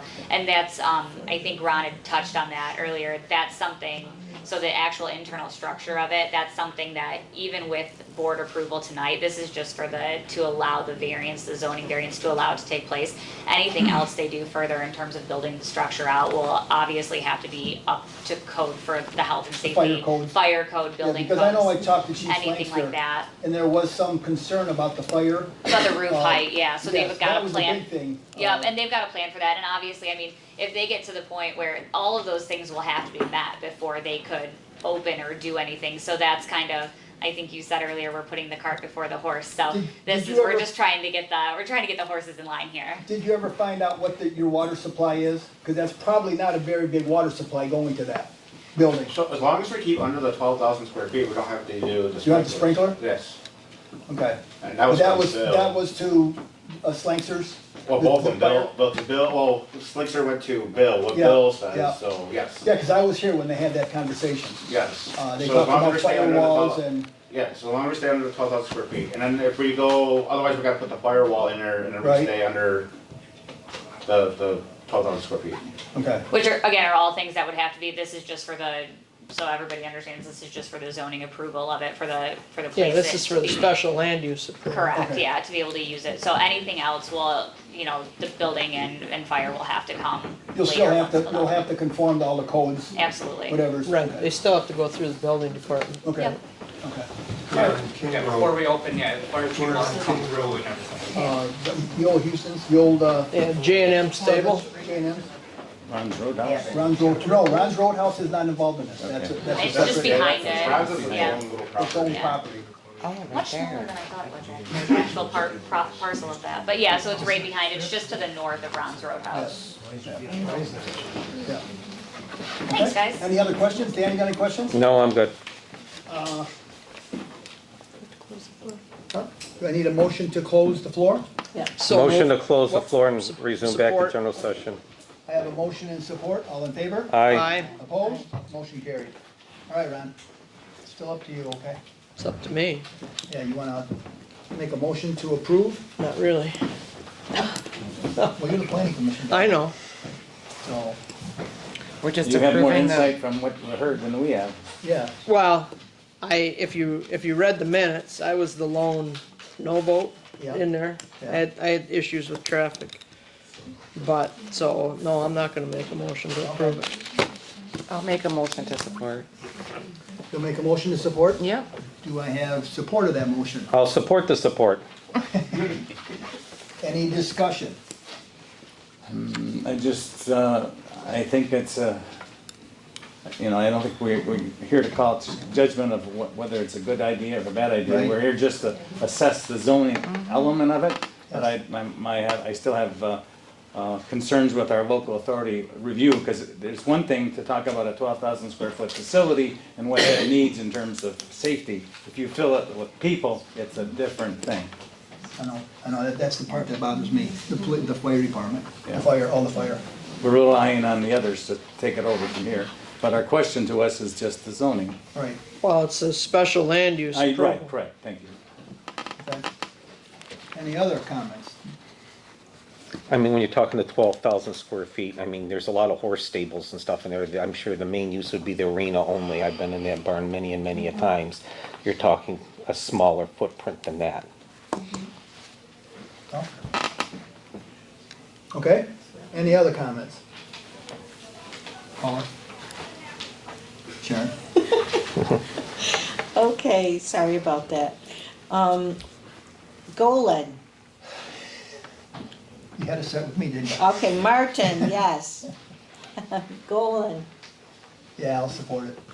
Turk, Yes. King, Yes. Neiman, Because it is a special land use request, I'll say yes. Fire, No, I'm gonna be consistent with my vote on the planning commission. Moran, Yes. Motion carried, thank you. Thank you, guys. All right. Letter C, now I'll get to it. This is the second reading of the China Township Cemetery Ordinance. It's ordinance number 3545. This ordinance is available at the window. If you guys want to see it, I want a copy of it, we have it available. So I need a motion in support of the second reading of the China Township. I'd make that motion. oh, I just have one question. Oh, we need a support. And then we- Oh, I'm sorry. Yeah. Support. Okay, you support? No, no. You need a support. Motion and Yeah, support. I'll support it if Okay, we nobody have a motion supported and it. support. Sorry. Thank you, folks. Okay, my any question, questions? I read through this and I thought last time we were adding something to say that, We talked about it, but I believe the mechanism is in there that we can make exceptions. Well, rather oh, than- okay. than I was just offer. looking for that. I must have misunderstood last time then. Okay. That was to allow Mr. Belfort to be Yes. heard there. Yeah, yeah. So you had motion and support for adopt ordinance 30-545? Yes, sir. Yes, sir. Roll call then. Roll call? Okay, Golan, Yes. Turk, Yes. King, Yes. Neiman, Yes. Fire, Yes. Martin, yes, Moran. Yes. Thank you. It's been a long time in the planning board, okay? Daniel, discussion about the Marine City landfill, All right. C packet. We got a lot of information. And I gleaned through and picked out from a pile like this to what we have now. And I wanted to stick this piece of paper up there so we can kind of develop a little bit of a timeline of what actually took place and where we want to get to. One of these days, we use ARPA money to get a screen, a projector. We had dry erase, Yeah, where's the dry I don't know. so here I am looking like Bob Ross here, so.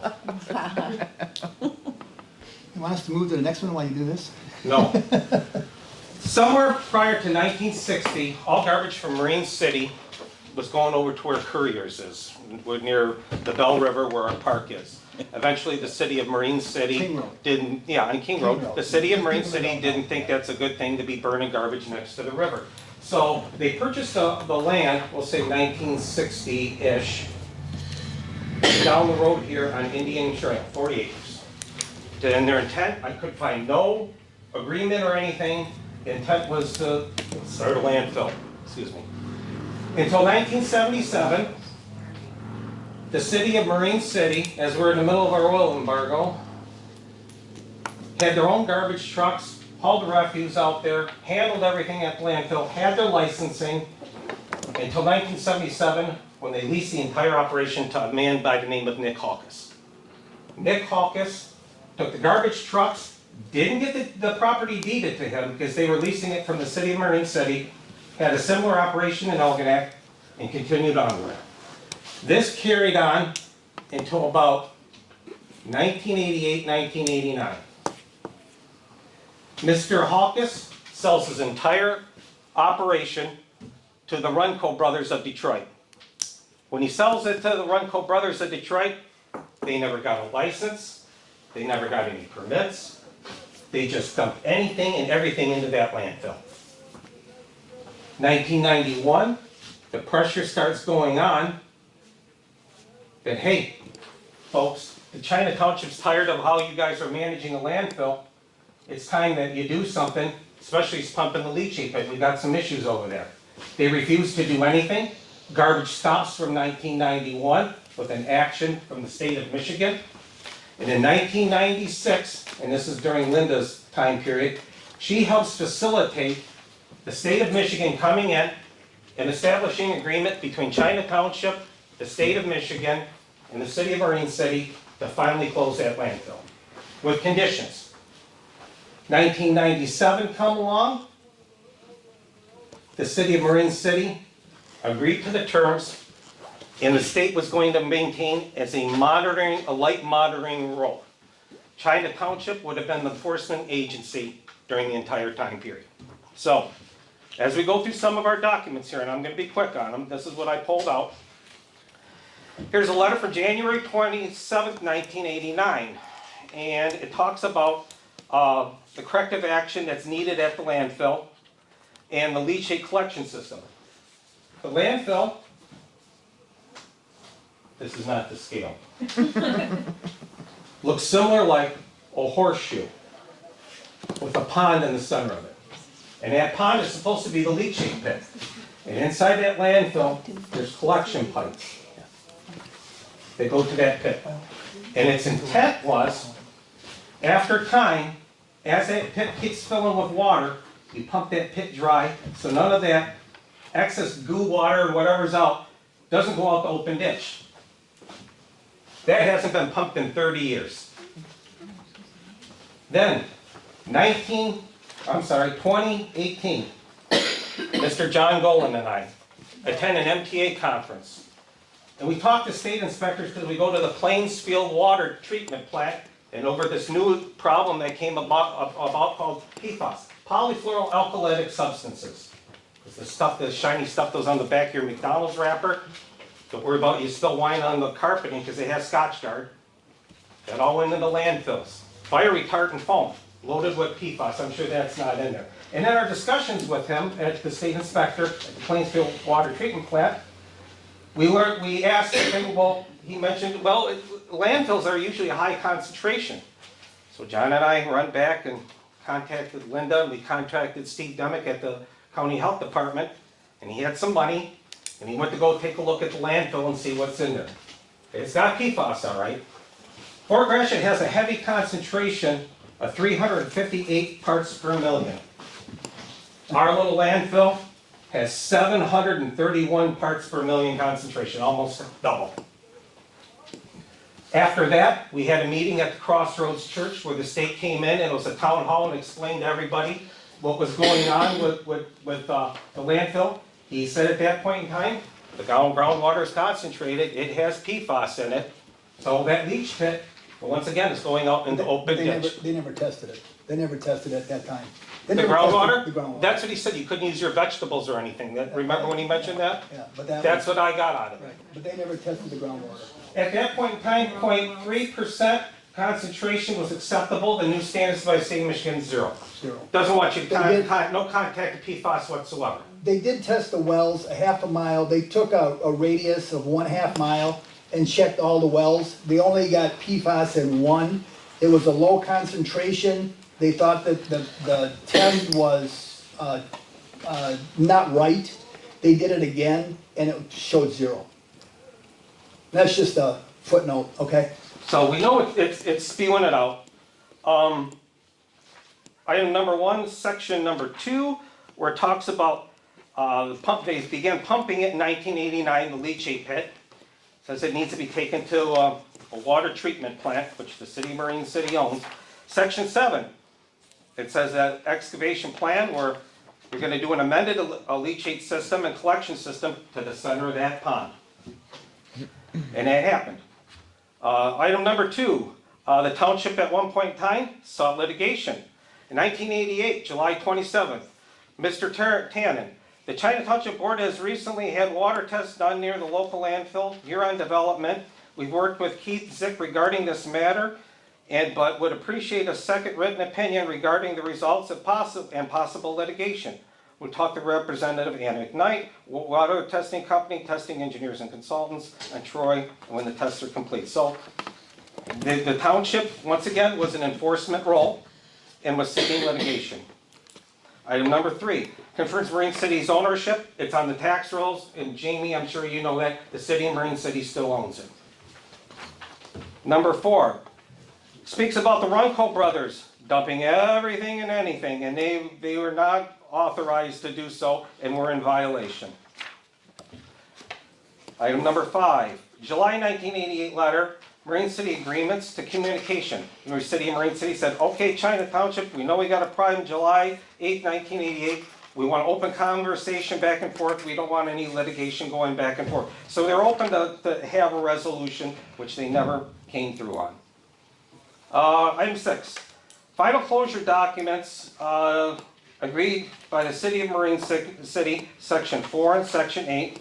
Department of Natural Resources, this was telling them what needed to be done inside the landfill for the possible closure.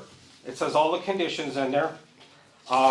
It goes from final cover of 2 foot of clay over the top, what cover material we're going to be using, minimum of 2% slope. Leaching head must not be limited to more than 6 inches at its lowest point in the leachate collection system. If the leachate becomes greater than 6 inches in depth, it must be pumped and hauled to approvable waste dump site. Until this day, still isn't happening. Oh, let's see, item number 7. We only got 3 more to go, folks, so bear with me. January 1996 letter from the city of Marine City regarding the lack of the leachate pit pumping and some of the conditions that the state put forth as they start discussing them. The last one, item number 8, is the January 1997 letter, which it spells out the terms and conditions of the landfill, which was put out by Michigan Department of Environmental Quality. It said, waste is exposed all around the landfill with surface water coming in contact with waste generating leachate continuously. Such leachate running off the landfill and surrounding properties. The excess waste was placed in Area A. In cells 56 and 57, cell F was open and filled, which made in contact with the waste on the north side of the cell. This water must be tested and disposed of. A leachate sump must be constructed in cell F. Remove excess waste from cell A, 56 and 57, place it in F, and cell 57, 2 foot cover over the top of it. Seed, mulch, and fertilize. Apply aggregate on the road surface and stabilize the road for the access to the landfill. To this day, you can't even see the driveway, it's covered. Apply plain riprap around the landfill and control water surface runoff and erosion. Nope, that's going out in the open ditch right now. Construct and regrade surface around the facility. Supply a fence around the facility and access. We know on the southwest corner, a tree has taken the fence down. City of Marine City needs to handle that. And very lastly, the item 9, pump and haul leachate from the landfill on an as-needed basis. Did you check that south end? Because they told me. Yeah, I they did checked on Google Maps, it's down. it. They told me Oh, they they checked fixed it. Scott told me they had fixed it. No, they have not fixed anything. I had, have you talked to the state about this yet? No, because we're the enforcing agency. Well, I talked to the state about this. Yeah. Numerous times. And they're saying that the landfill has been closed, it's been legally closed. And in fact, I went to the Marine City Board when I first took office, and I went and, because I don't think the board even knew, half the board didn't even know that that dump belonged to Marine City. And I told them that it still belonged to them, they're still responsible. Okay, well, in numbers. It fell on deaf ears. Well, in item Okay. 7 here, this was a complaint made by the health department saying that the leachate, at that point in time, should not come in contact of human skin. Now, we had PFAS in the mix, that's a whole other ball of wax. Listen, folks, they got COVID ARPA funds just like we did. It's time for them to own their landfill and take care of it. We got more than enough documentation, they own it, they need to maintain it, and they have it. They don't even want to fix the fence. So my motion tonight is utilization of the attorney to send the City of Marine City a letter saying, hey, you need to fix your landfill, and these are the things you need to fix, and we'd like to have an answer in 60 days. If that's a motion, I'll second it. Okay, we have a motion and support. Is there any other discussion? I got some discussion. I guess the first thing is, before you get to the letter, I'd like to see an opinion from the attorney as to, that responsibility of the township for that landfill. We'd all like to make sure there's no leachate leaving the landfill. Yes. But, in her opinion, what is the corrective action to do this? Is it Eagle that should be, Enforcing it. right, should it be Eagle enforcing this? Is it a phone call to Eagle where the township doesn't have to spend any dollars? I guess that's my question that I wonder. It was, do you remember the guy's name? Wojciechowski? Kevin Wojciechowski. He Yes. used to be, he's not in it anymore. Eagle The last time I tried talking to him, he's gone. That's because He's we gone. had the change of DEQ to Eagle. A lot of people left and you had I new. think he actually got promoted, but the guy that I talked to in his place, I think that's what, we should get, let's get some opinions from the state, number one. Let's go looking at this. Okay, I think we should get the state to say something. We should get more backing from someone, Well, let more me than put it just this, us. if that's the route you feel you want to take, I don't want it to leave the agenda. Let's get an opinion from the state and an opinion from the attorney. Hey, I'll tell you what, come into the office, come in here and talk, we'll do it together. All right, well then, let's You know hit, I'm here. well, let's have it on the record. You want a committee? I will rescind my motion, and my new motion is to contact the state of Michigan, and once again, we're gonna tap the attorney though, because I want an opinion from the attorney, and the use of the attorney for an opinion. Okay. All right, I'll still second that. you still second that? Any other discussion? Roll call it, because we're dealing with money. Spending money. Okay. I think there's something to be said for putting Marine City on notice that, We're looking into it. And They're getting Dan's point being, that if there's this, we won't call it frivolous money, but money that's COVID earmarked, Yeah, before they Still got spend it. everything they have. yeah. And thank you for Sharon for helping me The new, conglomerate. Sure. The new manager's taking soon here. Yeah, October 1st. Okay? Now, we did meet, Ron, do you remember John and I, and we talked to two gentlemen at Marine City, and we brought up the landfill, do you remember that? And we talked, you don't? Well, I do. And we told them about the fence falling down. It Oh, was yeah, for- that's what with Scott, when we first met with There Scott. were two men there. Yeah, Scott and Jeff. And so they're aware that the fence caved in and, Well, but they have to fix it. It's their responsibility. but we discussed it with them and it Mm-hmm. it But hasn't gone I anywhere. think it would be more authority if you get to see. Eagle would send a letter to them. Oh, for sure, I'm just Then- saying they're then us. aware of the situation is Looks like they've kind gotten of a letter dire before and straits still didn't there. care. Okay, we had a motion and All right, support. roll call. Roll call. Martin, yes. Moran, Yes. Breyer, Yes. Neiman, Yes. King, Yes. Turk, Yes, Golan. Yes. Okay, motion carried. I gotta Thank you. get my timeline back. Okay, letter E, local road funding, 2025. You have this in front of you. I was with Mike, I talked to Mike Soplitz. There's a crossroad culvert on St. Clair Highway just east of McKinley. It was actually installed in 1918. It's starting to fail. His approximate cost is $130,000. That's what I want to put in for local road funding, that culvert. That was the suggestion of Mike Soplitz, the foreman. Okay? Discussion, diameter of this thing? I don't know, I didn't, Yeah, that's a pretty big, Culvert. that's gotta be, it's A gotta be a creek. 5-footer. A drain of, Oh, yeah, that's a big, I can't think of the name of that drain, but it's a county drain right there, that's right there by Larry Disser, that's, on the other side of the Yeah. road, yep. Okay? yeah. So I need a motion in support to the local road funding. I'll, go ahead, Ron, I'll support Okay, you. I was gonna say, I'll make that motion, that we use that culvert on St. Clair Highway in McKinley for our local road funding for 2025. Support. I have motion and support. Just a sideline, if you drive down there, there's a dip.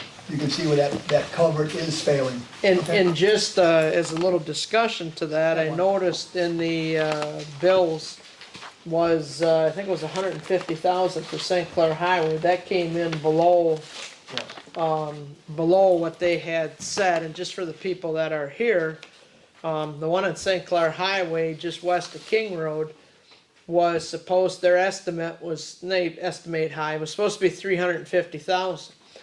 And because of the road millage, we could take advantage of a program that the county had at the time, where they only had it for 2 years, where they had a large culvert program, and they were gonna put in 150 towards that, and we were gonna put in 200. Well, in the end, it only cost us 150. I don't know what the total project was, but the county paid the rest through this large culvert program because we had the money from the road millage. That's it. Okay. We got a motion and support. You want to roll call it? We're spending money. Yes, roll call. Okay, Golan, Yes. Turk, Yes. King, Yes. Neiman, Yes. Breyer, Yes. Martin, yes. Moran, Yes. Letter F, the third amendment to the water transmission facilities operation and maintenance. This packet, we've been talking with Vern and Dwayne, their new maintenance superintendent, or whatever you call it. I think that's what it is. Yeah, it's something like that. Maintenance manager. What this actually is that the water meters that we're installing, the master meters, it's saying that China Township and East China will both maintain those, so it's not one, just China Township maintaining those water meters. It'll become part of the water authority, and the maintenance of the meters will be shared by both of us. That's what this is, okay? The one on Reamer Road and the one on St. Clair Highway, the one that you and I visit one time? Yep. All right. Yep. I'll do the motion. And that'll be everything, that'll be the electric bills and whatever else. Because at that time, we were using dial-up instead of the... Yes, well, no, that was. That was the sewer. That was the sewer, that yeah. was the lift stations. These are the new water meters that they installed. Yeah. It would be right on the corner, the one is right on the corner of Bree and St. Clair Highway. The other one is a brand-new installation on Reamer Road, right at the borderline. All right. Okay? I'll do the motion to support for the third amendment of the water transmission facilities op and maintenance. Support. Any discussion? Hearing none. Roll call it too. Moran, Yes. Martin, yes. Breyer, Yes. Neiman, Yes. King, Yes. Turk, Yes. Golan. Yes. Also in your packet, letter G, we got a quote or a proposal from Caleb from CNN Lawn and Landscaping to replace the mulch in the playground area with rubber mulch, which is supposed to be child-proof safe. It's a nice amount. That's $38,000. $38,000. I think- When he came in, he couldn't believe it. I think that should be bid out, John, Yeah, we should, okay. for that kind of All right, money. for that kind of money? Okay. Wow. I can get a hold of Kevin's. Well, do you want a motion to table, or do you Yeah, want? motion to table. I'll do the motion to table. And put out for bids? I would just add to that, let's evaluate where we're sending this information out to. Okay. Let's get it out to more people. You want to put it out on Mitten? We can put it out on Mitten? That would be a good idea. Okay, okay. Also, Just campaign room still open. letter, so we, Wait, okay. we need a Yeah, support. support. You got a motion? Support. I'll support it.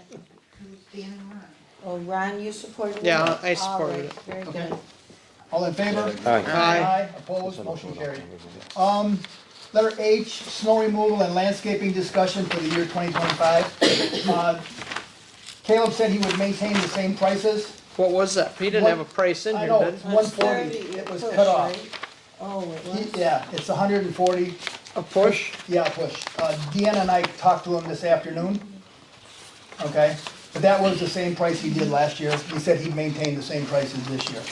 Okay? For another year? For another year. Yes, sir. Sounds fair to me. Okay? I need a motion and support. I'll make the motion. I make the motion. I'll support. 1 year extension on current rates. Okay. I have a motion and support. Oh, Deanna got the support. Okay. All right, roll call, Golan. Yes. Turk. Yes. King, Yes. Neiman, Yes. Fryer, Yes. Martin, yes, Moran, yes, all in favor. Motion carried, thank you. Letter J, John. KCI pricing for a mailing to proposals to voters regarding the road millage on the November ballot. This was brought forth that we can send a newsletter out to the people That's right, yeah. about the road millage, so they kind of understand what's going on, kind of what I just said earlier. Now, John, I'm seeing two prices here, one for $1,074.19, one for $1,066. Yes, one's an envelope, type of letter, they'll have to open an envelope, take it out, read it about our road millage. The other's a postcard. I personally feel that maybe the letter will get opened because it would have China Township on it, where some political postcards just get Tossed tossed. in the junk And mail. it's actually cheaper to go the envelope by like $9. Is that your motion? That's my motion. And I support. I have a motion and support to do the, what, $1,074? 66. The Oh, letter. 166? The letter. She's doing the letter. I think the letter'd be better.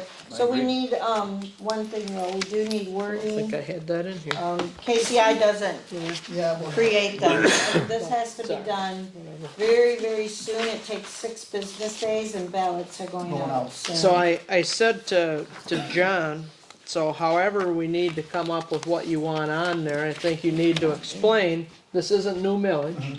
The property taxes aren't going up. I think you need to put in there, and you can get that from, we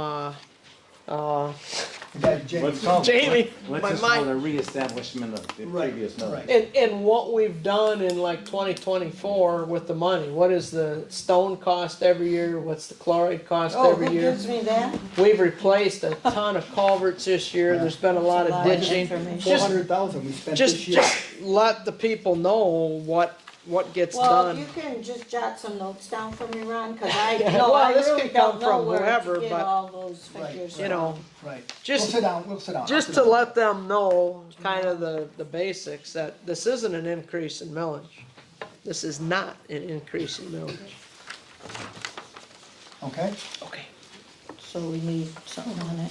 we're We good. have to vote on that. We have to, yeah. Want to vote? Roll call it. Okay, Golan, Yes.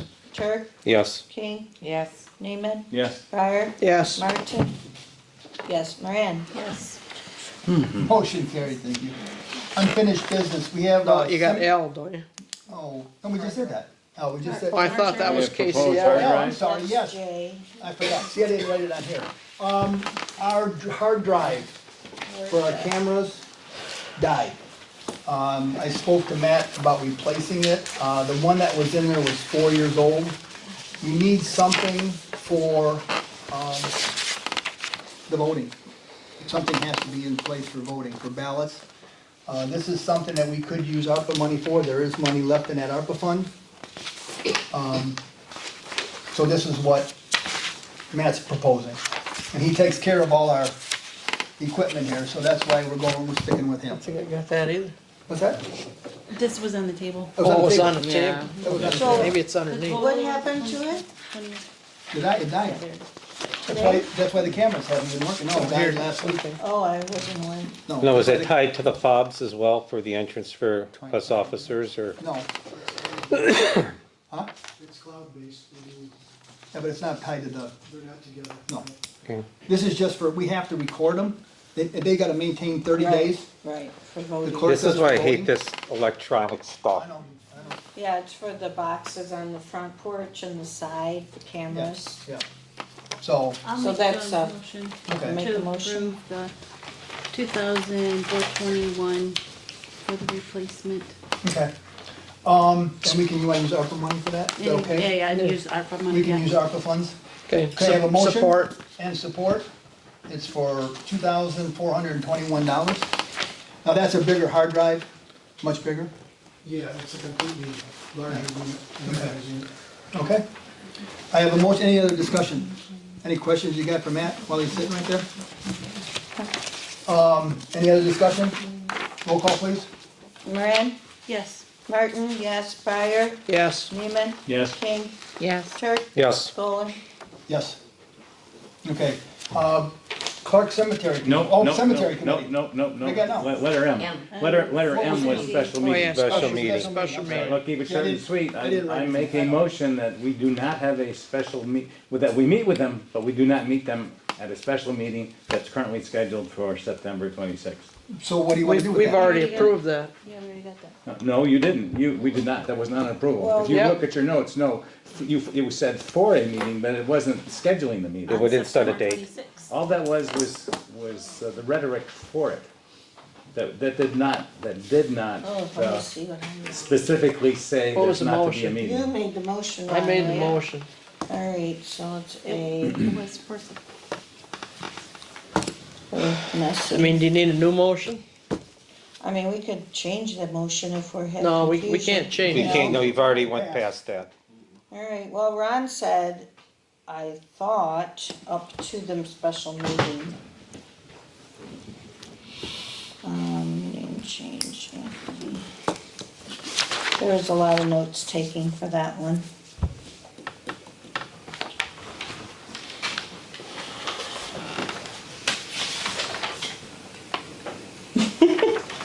Anybody write notes down better than myself? I didn't this time. Don't you So have, my summary would be that, I'll find it. okay. Keep going, go ahead, I talk. was simply gonna say that it was the effect of, we will assemble all this information so it's available for the September 26th meeting. Available for the 26th meeting, Well- and I'm saying there should not be a 26th It special says meeting. until after meeting was the wording. Yeah, well, But that was, Until after me, assuming the 26th. that was the motion to Motion. table these two items until the special meeting on the 26th. Well, I am making a motion still that we allow our community to hear about this project at a regular board meeting, and it can be the very next one. further discussion, 15-day notice. further discussion? Yeah, go on. I Well, have, hey, wait, he's got a motion. all right, I will support Ed's motion. Okay, now you can talk, let's go. I support what Ron has to say. Look, I mean, look what you had to turn out here, people. I mean, they want to talk about this. We need this during a normal meeting. It's a large enough company. Things happen. It's far enough out. They should be able to accommodate for a schedule and do it then. That's not too much to ask. If they want investment in us, then they're gonna want to come to the table. That's what they want to do. They want to come here the 26th. Well, A special meeting. You're saying I think- October's I think board it's a meeting? big- Yeah, the October board I think meeting. it's a big enough issue that it needs October's. its own time. You know, I don't wanna have like a 4 or 5 hour board meeting. I mean, it's a big issue. You saw how many people are here. There's gonna be a lot of people wanting to talk. Ask I don't questions. disagree with you at all, Deanna, but the point is, having that meeting in the manner it took place and the available information that went out to the public did not give adequate opportunity for people to hear about it.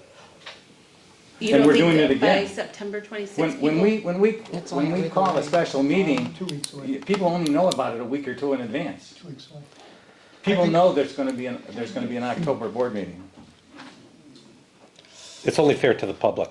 I mean, I think it's already in the paper, isn't it? Yeah. That we're It's having in a the paper. special meeting. It was I did posted. not- It's already like, When? It should have been posted. It was posted today, it was posted today in the Times Herald. I think it would make more sense since it's out there. That's what- We got a lot of people coming on the 26th. John, control the meeting. Right, we can't, this is just the board, okay? Yeah, obviously, I think that's a fact, Ed, I think this should be just a special meeting, this is like the other meetings that we've had. We had that town hall meeting with these people, and we had a bunch of people here, you know? And so it would be But that was just, not a board meeting. no, but this is That was a not a board special meeting. meeting. That's all, I mean, we call it what you want, I'll call it a special meeting, you wanna call it? It's a special board meeting to have these folks available to answer questions of the public, of the board, regarding what they want to do on the property.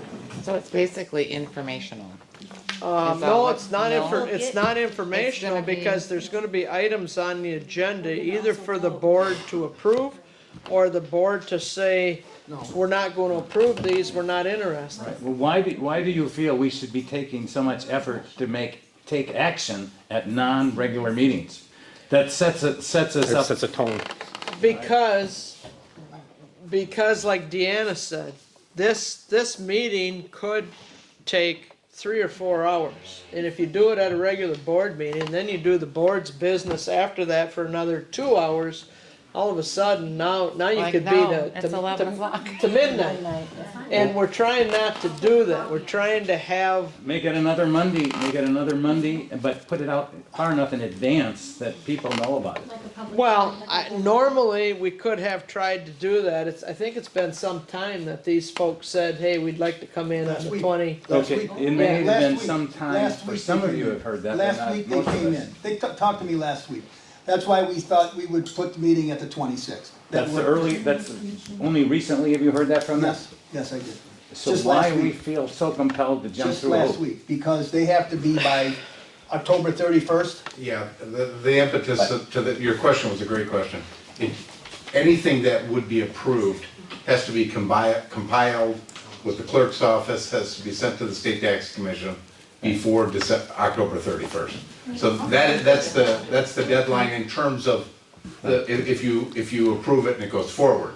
So I agree, there's a lot of information, and I agree that maybe having a preliminary meeting and then having them, then you can put together, they can come back to a special meeting. Thank you. Mid-October, after you've had a chance to look at everything they've presented, because it is a little fuzzy right now, and then you can make a decision on that. But ideally, I would say no later than the second week of October, if possible. Just because there's all the documentation that has to be prepared and sent on to the state tax commission. They still have to look at it and approve it themselves. It's the second week of October, or the second? I'd say after the 14th. I'm not a date person, but your comment was good, but you might need this meeting, that you've got a special meeting, not to make a decision, but just to gather the information, because there's a lot to it that we don't know, and I think that would make it a lot easier to make a decision come, say. Yeah, I feel a lot better, we preempt it thinking that this is not an action meeting in a special format. And I apologize, I don't mean to get into You know, that. Thank you for letting me give my 2 cents. It sounds like to me you're trying to force an approval for the 26th meeting, or wanting an approval for the 26th No, meeting. I just want- That doesn't give the board enough time to digest what took place and answers. And you can always table any items that are on the agenda to the regular meeting in October, if that's what the board wants to do at that time. All I'm saying now is, there was already a motion, support, and voted to have this put on that meeting. That doesn't mean you have to act, you can always Right. table it. I will make a new motion. The new motion is that assuming that we continue with the special board meeting on the 26th, we proceed with the exact assumption that it's an information, no action meeting. That's my motion. All right. Support. Any other discussion? Information on the Support Turk, Neiman. All right, so that's a roll call. You don't have to. Oh, yeah, make a roll call. Roll it. You can roll call it. Okay, so it is 4. I just want to get it right. Okay. And this is an informational, but a board Only. meeting, so we're asking. Well, it's in the paper, so it's a special meeting, Yeah, right? We're not changing the wording on it. Okay, all right. We're agreeing that this special meeting is a non-action. So- I just Okay. think that all board members should be there, Right. and this Well, I isn't do a have a reason not to conflict. come. Well, there you I have do it. have a conflict, and I let everyone know in an email, but. Another that's, reason it'd be informational only. Just because it was, I just found out about the special You don't meeting have to on explain. Thursday. I don't? Okay, so roll call. Martin, informational only, I agree. Moran, Yes. Fryer, Yes. Neiman, Yes. King, Yes, Turk, Yes. Golan. Yes. Motion carried, thank you. the 26th. 26, 7 o'clock. The public hearing is 7 o'clock. Whatever, we'll go from there. Okay? That's it, right? Unfinished? Wait a minute, you just now called it a public hearing. No, well, I 15 call. days. Yes. They'll be here. They'll be here. We're gonna have the public open, okay? The town hall. Town hall. Thank Okay. you. But in the paper it says, It's a special meeting, but we're at least agreeing not to In the take paper, does it action. say public hearing, or does it say town hall, or what do you got? Public hearing. I'm not sure. Public hearing John is sent 15 them. days. What? Then it's, Isn't a public hearing, doesn't that require Yes. 15 days for 10. public hearing? 10. 15. We're looking at 10. the law. The It says law is 15. 15. We're looking at They it. told me 10. My What do you got? motion is changing the action. It's in the paper today, right, John? But I didn't see the ad, So, so. we just looked up the MCL, and So- it does say 15 days. So what's the? but it's not a 20 public okay. hearing anyway, that's Yeah, been don't worry changed, about that. Ed changed it. It's an informational So meeting. it's information only? Yeah. Yeah, No action. No action. okay, so Okay. old business Old building, unfinished. or unfinished? Cemetery committee, we don't have anything from them, I No, don't think. we're done. You can take it off You the can list. take it off now, we got Okay. that order. Motion to remove cemetery committee item A from unfinished business. Okay. Support. Support, all in favor? Aye. Aye. Motion carried, thank you. Clark Cemetery discussion, I don't think we have anybody here from the Clark Cemetery committee. No, I guess I'm the sole You're the only one. subcommittee. Well, we were supposed to get some information if we could rekindle the cleanup using Jeff, God, I forget his name now, it's gone. McQueen, McQueen. Mr. McQueen. You know, I'll do a motion to table, and Sharon, in the upcoming weeks, I'll find time that you're here, and hopefully tap your computer so I can get the names and, because all that was on the clerk computer. It's probably stored on the Oh, I have server. news about that, if I can do Yeah, a little go ahead. add in. I Yeah. got with VC3 and they're having issues about getting that back data to us to view. I have their numbers. Told Kathy Stockwell about it. Okay, It's only going back to 22. well, John, if you've I got got, their numbers. I got McQueen's number, Courier down here. Yes. They also, we stumbled upon the abstract. for you that- mentioned that. For that cemetery. What obviously happened, I had the drain commission here last week, and one of the engineers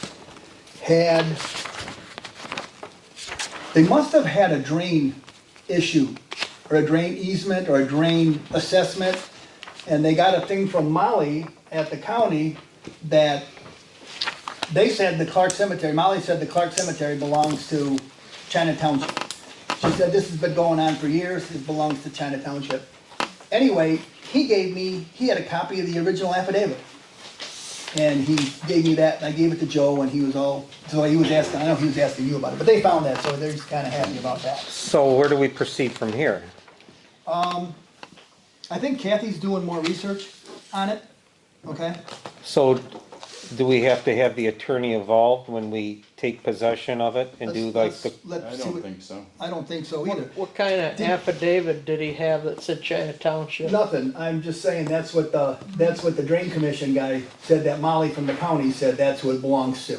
Yeah. Now supposedly Gary Fletcher gave her a letter, but she hasn't given me Yeah. a letter from Gary Fletcher. You need something else besides an The letter from affidavit. Gary Fletcher was when I was a clerk, and it said nothing more than it showed excused parties, and the county had no interest at all in the cemetery. That Right. was, And the state didn't have any that's interest. correct. Right. That's what the Gary Fletcher letter is. Right. Also, he told us a story about a cemetery up in Fort Gratiot, that if there's not a burial there within 100 years, they can, You can build on it. They can build on it. Yeah. They can build Somebody on it. could, you know, take the I guess property there- and build on it. There was a cemetery in Fort Gratiot that they built right over the top of it. All right, letter C, the pickleball. Well, one second, we have a motion, Oh, but I okay, don't to get table, support. to table, right? I did motion to table. So support, I can support. Okay, any discussion? All in favor? Aye. Aye. Opposed, motion carried, thank you. We got the pickleball. You asked for this, for using the St. Clair County funds for the pickleball courts and the bike path. We asked for 92,000. This is what other communities are doing for using county money. They had a letter such like this, so we kind of copied theirs. All right? So there's 67,000 going to the pickleball court, 67,800, and then 24,000 in funds to do the bike trail, to repair the bike trail. And I think that 24,000, I think that's what it cost us about 5 years ago, didn't it? Linda? Yeah, about that. Wasn't it about that, 20-some thousand? Yeah. So I mean, Courier And- didn't raise their price. But And he anyway, did a that's- good job. That's what, the 86 on it? what's that? The original, the original one was wrong. This is what we got, 92,000. The paperwork is for 92. That's why we did it correctly now, okay? So you need a motion? We need a motion. I'll make the motion to accept the St. Clair County funding from ARPA funds for the pickleball courts of 92,000. Yep, And isn't the bike? that's the trail? whole thing. Oh, that's the whole 92,000 is the whole thing. I got a motion, I need support. Support. I have a motion and support, is there any discussion? Roll call it. Roll call, please. Golan. Yes. Turk. Yep. King. Yeah. Neiman. Yes. Pryor. Yes. Martin, yes. Moran. Yes. Thank you, motion carried. I'll get a hold of the county tomorrow. No, I got here. Discussion on the monastery, we haven't heard anything. The last time I talked to Chris, she's waiting to hear from the attorney. Okay, I need a motion to table that till we get more information. On item D, Yes, item D. I'll do the motion to table. Support. Any other questions? All in favor? Aye. Aye. Opposed, motion carried. Letter E, we can strike that. That was just taken care of, okay? Bike path maintenance, I need a motion to, Is this cleanup or? no, Motion. I'm sorry, Oh, that's yeah, the this cleanup. is this one, Yes, yes. 2,600. The 2,600, I spoke to him, remember Kathy, you said you thought it was too much for him to clean it up last meeting? Well, I don't know. Okay, did I? But he dropped it, I told him that the price, he dropped it down some. Oh, good. This is to clean the branches and the stuff that are overhanging, that are actually on the bike path, okay? Oh, yes, I remember, yeah. All right? Should I get a motion? I need a motion, I'll do the motion. I need a motion, I need support. I'll Nobody- support. Nobody likes getting whacked with a branch Yeah, when you're that's down a what- bike that's what path. they're saying. Roll call, please. Any other discussion? I'm sorry. Any discussion? Hearing none. Roll call, please. Turk. Yes. King. Yes. Neiman. Yes. Pryor. Yes. Martin, yes. Moran. Yes. Golan. Yes. Motion carried. Thank you. Water and sewer. Our water fund is $98,071.55. The sewer fund is $368, Oh my God. $841.94. Ron, you have a report on the Water and Sewer Authority? Yeah, so, the last meeting, which was the end of August, the auditors were there to go over the, audit of the Sewer and Water Authority, and it's through that audit that, we make payments on a monthly basis, to East China for the authority for the water and sewer that gets purchased. Then that is amended after the audit. So either you owe, which is sewer, we always owe, and water, sometimes we get money back, sometimes we owe. The water usage is what they go off of, and the water usage really went up in the last year for whatever reason. And our percent of what China Township used, and this is for the year 2023, which was audited, was 16% of all the water that went through the plant China Township used. For 22, it was 13.1, so it went up almost 3%. In sewer was 12.87%, which was up from 10.43%. And the other thing that does is that creates the numbers for 25, what we need to send in to the authority through East China. And so the water budget for 2025, which we also approved at the last meeting, was $1,088,437. So what they do is they multiply that times 16%, divide it by 12 months. That's the monthly number that has to be sent in. And then for last year, see if I can find that. For last year, we had to pay $59,809 to the rest of our share for sewer. The reason we generally pay $50-some thousand every year is Detroit Edison pays for a reserve sewer capacity to China Township, and they pay, I don't know exactly what it is, but it's $90-some thousand a year to China Township. That is figured in our share of the cost, but we receive the money. So out of that $90,000, we have to pay back to the authority this year almost $60,000. Last year it was $51,000. It's up because of the usage.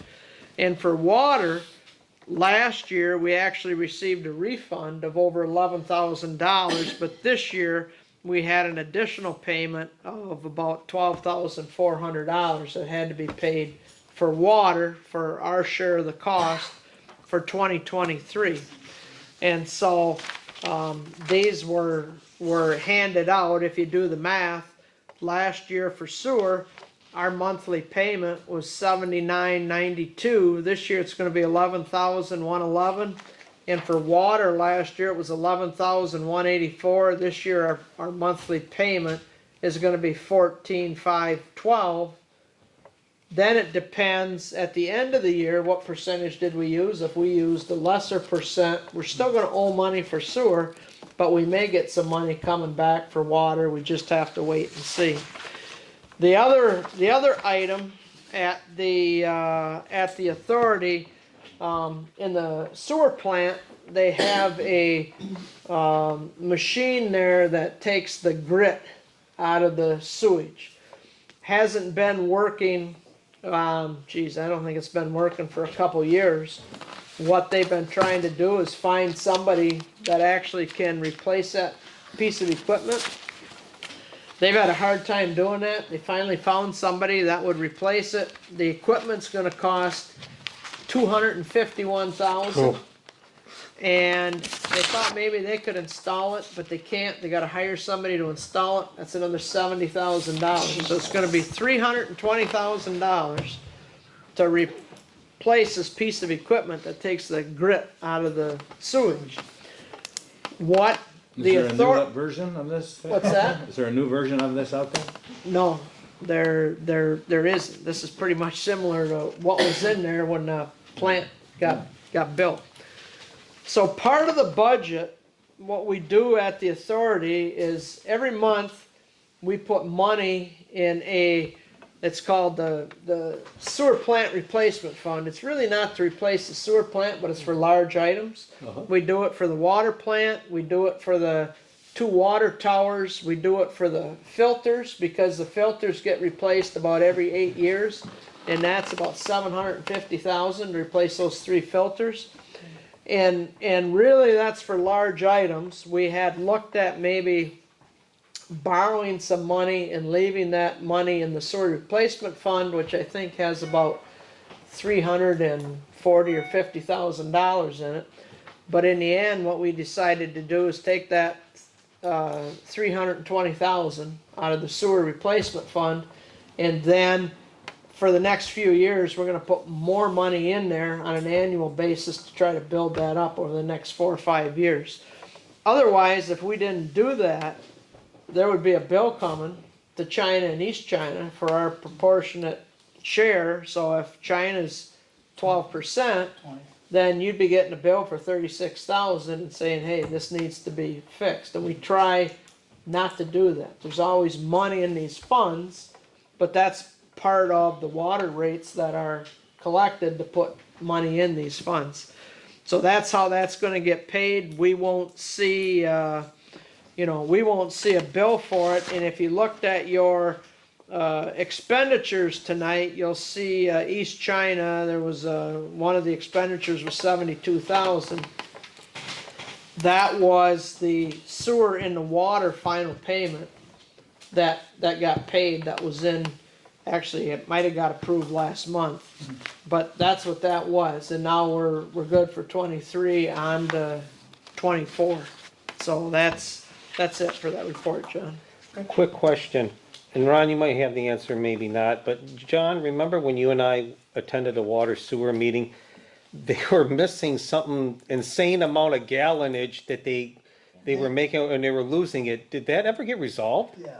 You know, I had something, I thought that got sent to the township too for 2023. Every year they'll say, here's how much water was produced, here's how it was allocated. I think they did figure there's a certain amount that's always lost, whether it's for Because water we line- figured it was like an acre square by 100 feet tank. No, it was a half lot of mile. water. It was a lot, it was just phenomenal amount that we're Right. creating all No, this water. I not- think they figured out where most of that went, but they always have a certain amount. That's the one thing with the new water meters That's going what the in. Yeah, that's right, yeah. Now there'd be no dispute, like they're flushing meters in China all the time. I don't know if they keep track of, or hydrants, excuse me. Yeah.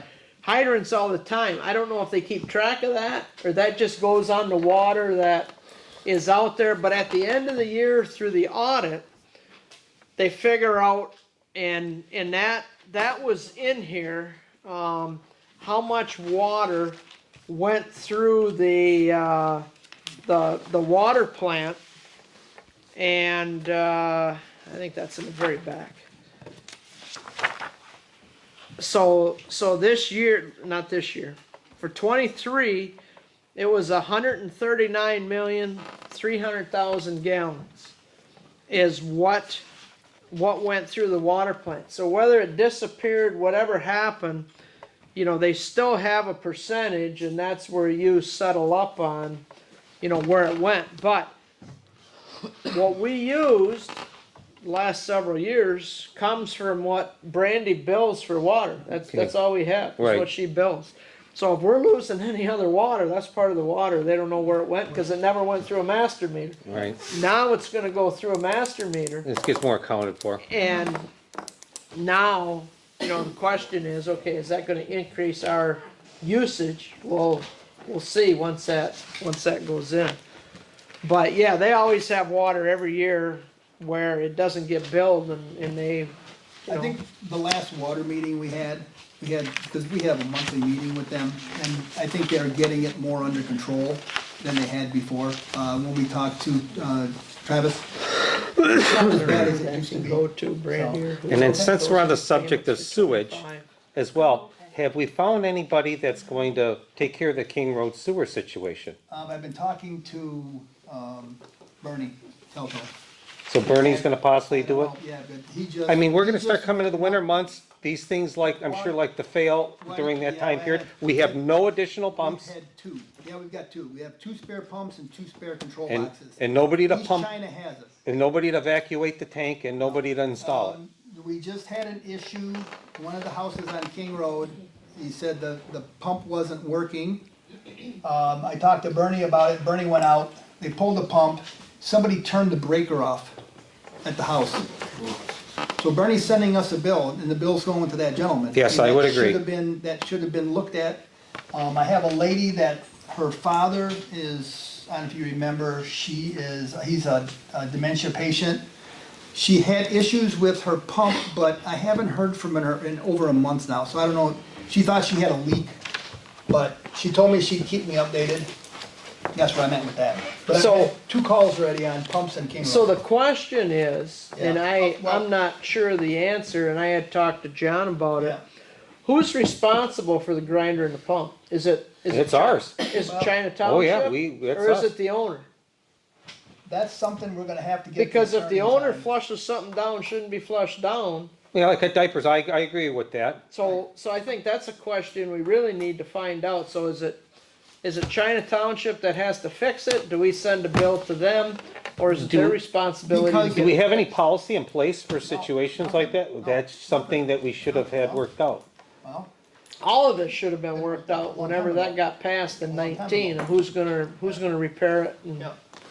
Because, But- because originally, Ron and I talked to Brian Roush, when Brian Roush was the supervisor, and Blaine, and we came to a meeting, was anybody else, or just me and you, I think. Yeah, it could be, just you and me. And they were gonna take care of it. So when this lady called me and told me she's having issues with her pump, I called Blaine. Well, it wasn't 10 minutes later, I get a call from Dwayne, said, we're not doing that. He goes, Blaine had no business telling you that. And I goes, well, we have an agreement that East China is supposed to take care of our sewers. Yeah, that's expired. Yeah, So they they're- went, That expired in 2012. so is But, it, is but that, anyway, their reasoning is that water is coming from Marine City, it's not coming from East China. oh, for So they're out God's sakes. of, that's what they're out of, okay? That's So, what, so do we want to formulate a committee next month to sort through these issues and navigate them and bring back a solution to the I board told table? you, I talked to Anthony, remember Anthony Yeah, from from PCE? PCE. He offered, a proposal of $10,000 a year, which would add about $55 a month to each one of those people on King Road to maintain those pumps. Because when he told me it would cost them to get a back truck in, if there's anything wrong with that pump, you gotta get a back truck. Oh, yeah, you got to evacuate the tank. That's $500 to evacuate that tank. And then pull the pump and see what's wrong with it, and then replace it. And or determine repair it or responsibility, whatever. like Ron Right, said. right. Just like the guy that turned the breaker off. Somebody turned, we don't know, Bernie said he doesn't know if somebody turned it off, but he said he doesn't think it was tripped. I 'Cause you read- know when a breaker trips, Yeah, it goes you can halfway. tell I reiterate my question again, is Yeah. this something we want to gotta do formulate a something. We should do committee something. and navigate through this and then send it to the board? These are going to have to be answers, and we have to have a policy in effect. The other thing is I've gone, not every time with John, but to Marine City. We have yet to receive a rate for the sewage going to Marine City, and have never, my knowledge, never been billed for anything so far going to Marine City. Marine City, no sewage. In And- fact, when we met with Scott, because you met the first time, Yes. when, what's her name was the manager. That's And correct. then we went back Yeah, with you and with Bron twice, with the I new was there maintenance once. manager, you were there once, with the city manager and the maintenance manager. They didn't even know they were getting sewage from us in Marine City. So how are we billing the users so they don't get like a $5,000 bill with They're- sticker They're shock? billing per our rate, Okay, but Marine City's rates are higher than our rates. so And there I- could be a hell of a gap in I between. said to Brandy, those rates gotta start Gotta start going going up, up. because when they come back and say to day one, they got the water meters, so they know what went in. Yep. They're gonna bill a hell of a lot more than we've been collecting, so we gotta start at some point, and probably we should bring that to the table to set a rate for those people Marine City, and I had a copy of that. I spoke to Lisa Hendricks at the car show. Yeah. She's gonna send me the rates. They just raised their rates in Marine City. They were to residents, and now when you go non-resident, usually it's higher yet. She said it was the same. Residents were 637, and I think they raised that to, I think it was just over $7, 100 for sewer, and we're collecting 550 a hundred. I think 550, isn't it? Our rates. Yep. So So can we put this on next month's agenda to formulate a committee Well, to, let's do it, well, okay, yes, okay, yes, yeah. and the manager, John said now they're getting a new city manager, but the one they have is Scott Atkins, who took over for what was his name? Well, no, but for Sullivan in St. Clair, when I was on the fire authority board almost 20 years ago, and then wherever he's been, then he came to Marine City. So I mean, I know Scott, but we still couldn't get anything out of him. Yep. And then Brandy and I went there, again, to ask him, and he told us that he was leaving, so. And I talked to Jennifer about it, and Jennifer said that's manager's problem. And I talked to Lisa Hendricks at the, who is a commissioner, I talked to her at the car show, and she said she's gonna get me the rate. So, it's not as if we. sure you're not dealing with Washington DC? Because that's exactly what it sounds like. I said, it's not like we haven't tried, believe me. Yeah, right. Okay? What about a committee? Do we put it on the agenda next month so we put some thought to it? I don't know if that's gonna do any good, Dan. I mean, Well, who's gonna come up with the answers with this oh, stuff? John's been trying, I've been but, trying, I'll just bug them again. They got a new city manager starting here soon, right. so we'll see what happens. I can go, like I said, I can go over there and talk to them. We'll make it as, leave it on the agenda and we'll make But note we of it. do need to set rates for those 15 houses, and maybe Yes. in the meantime, Well, we what's his, can, what's his name is coming, Mike Engels is coming, I got it on my calendar. Mike Engels from the water, sewer, the water, rural water. Yes. To help us set our rates. yeah, we Yes. can maybe, because I will, it's on my calendar, if you guys wanna wait after the meeting, I'll walk in the calendar and tell you what day's gonna be here. it's You guys wanna not, come? it's not just what Marine City charges, we have to have something in Extra. there for the office, we gotta have something in there for maintenance when the pumps need to be worked on, I mean. And the these- criteria that says whose responsibility. I mean, there's gotta be a policy. These people, well, the policy, I think Chris was talked to, and Chris said, you have a sewer ordinance, this falls under the All right, sewer well. ordinance. But those, We've been sending. It does some- or it doesn't, because we don't We've have been- pump grinders in our We've been sewer sending, ordinance. we've been sending these people the brochure that we got when we put them in. Sales brochure. We keep sending them because they tell you in the sales brochure, you can't push Q-tips down them, you can't push diapers, you can't push flushables, you can't do this, you can't do that. And we say that if we catch this, if there's a problem, you're paying for it. Because they'll think it's a garbage disposal, Right. because It's that's, not, no, that's it's the not the same intent. kind of toilet No, that no, they're no, used to, no. or that somebody would be used to. Okay? I digress. Announcements. We're not doing bad, it's 9:30, what the? The next board meeting will be October 21st, 2024 at 7 PM. We also have a trunk or treat, if you guys are interested in coming out. There's flyers on the table as reminders. What's that? It's on the website. It's on the website too. Board member reports, September 26th, the tire recycling trailer will be here. We worked with 5 additional townships. Casco Township said they didn't want the trailer, their trailer, so we'll probably get 2 trailers. We're gonna have, community service people helping, load tires. I want Mark out there by himself. The picnic, we had a great turnout at the picnic, everybody enjoyed themselves. The car show, we had, I think, 70-some cars there. The Park and Rec Committee, what used to happen was, they used to give the money back to the attendees, they used to do a raffle, and everybody got, I think last year they had 10 $50 winners. This year, they kept the money, they wanna put it in a fund for playground equipment. So they're gonna maintain a fund for, that would be just used for playground equipment. I'm not sure, there was, I think, don't hold me to it, it was like $400 that they collected. That's all I got. Treasurer, ask for Well, help, yeah. filling out the paperwork. Today's was the last day to pay your taxes without late fees, so hopefully everybody got their taxes paid, but there's still time to come pay it. So that's all I got. It's tax time. Your turn. And absentee ballots will be hopefully going out starting September 26th. County still has to order them and proof them and all that. And so tax season's voting season's upon us. Tax season's gone, voting starts. That's all I got. Kathy, I'll start on your end. I ain't got nothing, sorry. Okay, Daniel, how about you?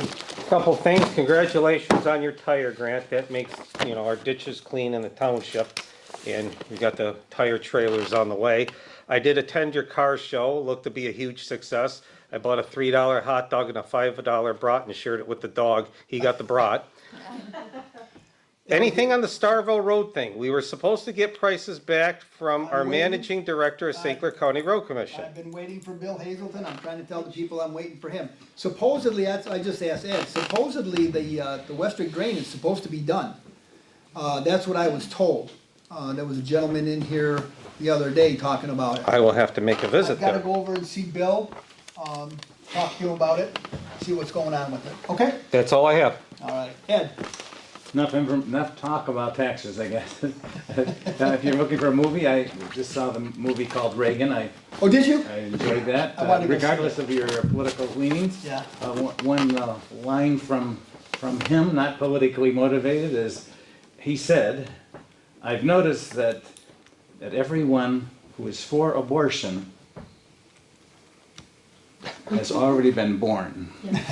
Ah, Wise. that's a good one. That makes sense. Yeah. Donald, The planning commission is gonna start working on some new, wind, solar, and battery, ordinances because, the state laws take effect on November 29th, so we're getting to that point in time. Anybody, it's a public meeting, anybody wants to sit in and see what's going on after people here tonight were concerned about energy uses and, polluting, must be all for solar and wind. I got approached for solar. You did? Yes, I did. And Oh, I was very nice, I was That- not polite to them and just, Oh, you weren't. no, I don't want that at all. That is, goes out all the time, we get 2 or 3 of them a week. No, thank you. next, last but not least, I have public comment. Anybody want to make any public comment? She does. But I'll be nice and less than 5.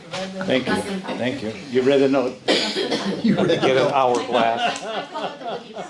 Yes, your points are more appreciated if they're under 5. Okay. Well, even I'm tired, I really want to go home, and I feel bad even bringing this back up. I just, because I'm still so confused, so I guess my question is, and you don't have to answer it today, but maybe you could bring it to like the next meeting. Do we have an app, did we receive an app now from a company named Solstice as opposed to Saber 56? That's who that is. That's who we're talking about Okay. tonight. But with see, the at the new last. name, is what you're saying? Right, because at the last meeting when we talked about Saber 56, you said that like they were out and then like they weren't the same company and that it was different. And I'll go back and I'll listen to the meeting. Come on, stop in the office. I'll talk to you. You know I'm always here. Yeah, I know. Stop in. I know what you're going at. It Do you could see be what a I'm different saying? board of directors in Exactly. partially the same Can I- part of the Can I old. make a comment Right. on that? I don't like doing that, but No, I like no, you to. can comment, right? These companies that, whether it's this company, somebody else that wants to, the solar firms, a lot of times what they do, even the big companies, they'll start an LLC. That LLC will be 6 months old, and they say, this is the LLC that's gonna build the solar farm, wants the Right. data, wants whatever. And if you, I've tried to find out information on some of these guys, getting back to what Dan said, we get stuff all the time. Who is this? Right. It'll be somebody out of the East Coast, and you can trace it from there to another company who all they do, they go through that company to set up the LLCs, and it's a dead end. Right. So, But do you see my point though, is that to me, it would start the timeline on the whole procedure for how this stuff gets processed. To me, it would start it all over again, because Solstice and Sabre 56, they don't have the same people listed as the managing people. Plus, their ratings are different. Actually, Sabre 56 had, pretty good ratings if you looked at their reviews, but yet Solstice isn't even accredited through the Better Business Bureau. So my concern was that. So I'm just concerned with who's the current application? Did they submit a site plan for the planning committee to review? So they haven't. So if the planning committee has not reviewed a site plan and approved it to move forward, we should not be having any kind of a public hearing. So I understand now we're not going to call it a public hearing, it's just going to be an informational session. But what bothers me is you went ahead and sent out, and I'm picking at you, John, it makes me feel bad. Yeah, right. Oh God, what else is new, but it makes me feel bad because you're a nice guy. But you sent out a newspaper advertisement today before you got an approval from the board. And based on what you said, you thought you had 10 days to post for a public hearing. So that tells me your intent was for this September 26th meeting to be a public hearing. But you thought it was 10 days, not 15 days, Right. which is what is required. So I don't That's like so that. worded. That, you know what, I mean, I just feel that that's not transparent. I feel like it's subterfuge, like you were trying to slide the public hearing in. But you shouldn't even be having a public hearing before the planning commission approves to move this forward, right? Did you listen to what Ron told you? These guys, they don't come to the planning commission till they have something in place. They have an idea that they're coming here. Okay, well. That's what they're doing. Okay, but your intent though was to have a public hearing, right? That's what you were really planning on Right. doing okay. So the Well- intent was to hold a public hearing on the 26th. Special hearing. I Yeah, don't know. whatever. No, but you Okay, what- just- I'm not sure okay. what the ad said. Right. You don't know what the ad was? No, I didn't see We've that. got, she said paper. that. Okay, It's in the, But you still- you've got the proof. okay, but you still sent it out before you had the approval of the board for that meeting, right? Yes, sure. Okay, all right, you did. So I'm just, I know that I'm kind of splitting hairs here, but, there's a timeline on how this stuff gets processed that follows really state statutes on how this Okay. is supposed to be done, and that's my concern. So even after this, if they ask for a tax abatement, then that's gonna have to go to the county, correct? Yes. Okay. I It just goes to want- the state. Okay, goes to the, what goes through the county what would it go through the county Nothing. for the tax, nothing? Nothing. Okay, so it doesn't Just have to the go to the state. county, so the county board of commissioners doesn't have to look at this? No. Okay, Wouldn't the Board county review. get notice from the state once it's complete? Actually, all taxing jurisdictions are notified as part of the process, okay, because it's gonna be an impact to everybody's budget. right, that's why I thought that it would Yeah. require some kind of a county And- approval, In right? fairness, I don't defend politicians one Right, way no, or I another, understand. but the way this has come at us, the fact that I'm at my second board meeting, because I I was in understand. East China doing a board Yeah. meeting, is just the craziness of what's Sure. coming into the fall. With the IFTs, this came through the county, and the county surprised us.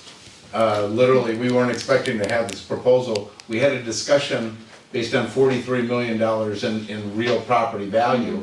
And then a week and a half later, we get notification of 750 plus.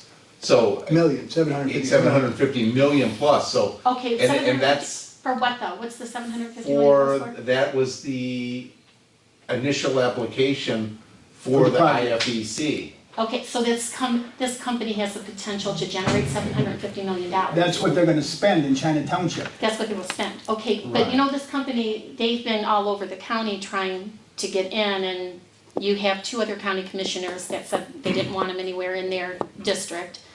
You had another township just to the north of us who won't even take their phone calls because of a couple of different things. I think part of it might be reputation, maybe now it makes sense. Now, seeing about Solstice not really having a very good rating, so maybe that has something to do with it. But there's a lot of reasons for that, and I guess I just want to make sure that this isn't pushed through and fast-tracked because we're doing a favor to the EDA and Jeff Bone, you know, this We're not last. doing, Libby, we're not doing a favor to EDA. We're But why looking did at- Dan we're ask you to looking at- fast-track it? They didn't ask me to fast track anything. We're looking at, We've got the email. we're looking at, No, there's we're an looking email. at $700 million But that's spent not- in China Township. But that doesn't Even come in if our we, pocket.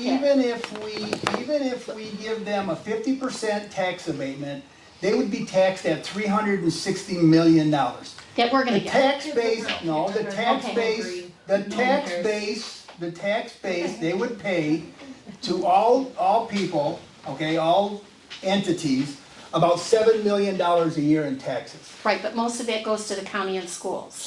The schools would get $1 million, the county, we would get about Right. $400,000 a year. 400,000, okay. And- Well, my grandkids are worth more than 400, that's only 100,000 to them, they're worth more than that for me. However, They're but, on sale this week. yeah, we're gonna run a You know, sale. I talked to the gentleman, you remember David Gibson that was here? Mhm. Okay, I talked to him and I asked him about the economic, or the impact. And he goes, the studies that they did said there's more problems with the landfill behind them than there is with his facility. His impact is the So landfill let's just behind add them. to it. So What's that? they're green now, let's turn them yellow. That makes What are you no talking about sense. green now? Well, what we're saying I'm is talking that about the you're, landfill, that's Yeah, a so if class they're one already, landfill. if there's already issues, let's just add more issues for them, for their Well, health. he said the biggest thing with the power is the power lines going through China Township. Are we gonna tear all the power lines down in China Township? You No, wanna do let's that? just add more health concerns to it. That makes perfect sense. And how many kids are in school carrying cell phones? Them are really good for kids too, aren't at the they? elementary, none. At the I'm just saying, how many At the kids are ele- carrying cell phones? Control the meeting, Yeah, I'm done, yeah, I'm done, okay, all right, Quick. I'm sorry. At 5 minutes. Okay, the okay, elementary, all at right. the elementary. All right, No, I haven't, because Okay. Ron spoke most of that time. You know your cousin, Diane, your cousin Ron, he spoke most of that time, okay? So let me. Gee, have I my didn't thing. know that. all right, no, I'm not surprised. enough. This is a meeting. Okay, finish up, please. Okay, so I'm not really trying to give you a hard time, but you see why I want to. I would just like to nail down the timeline. So I thought perhaps at the next meeting, if you could just let us know about who is the application's name in, so we know where the timeline on all of this starts and the order of submission, so we kind of understand and know that we are complying with the process and that we're not skipping any important parts that we need to make sure that we observe. Thank you. Thank you, John. The board's doing it, okay. Anybody else? Mine will be really quick. We're gonna Linda make 10:30. Schweihofer, I'm gonna start using my timer. 3169 Allington.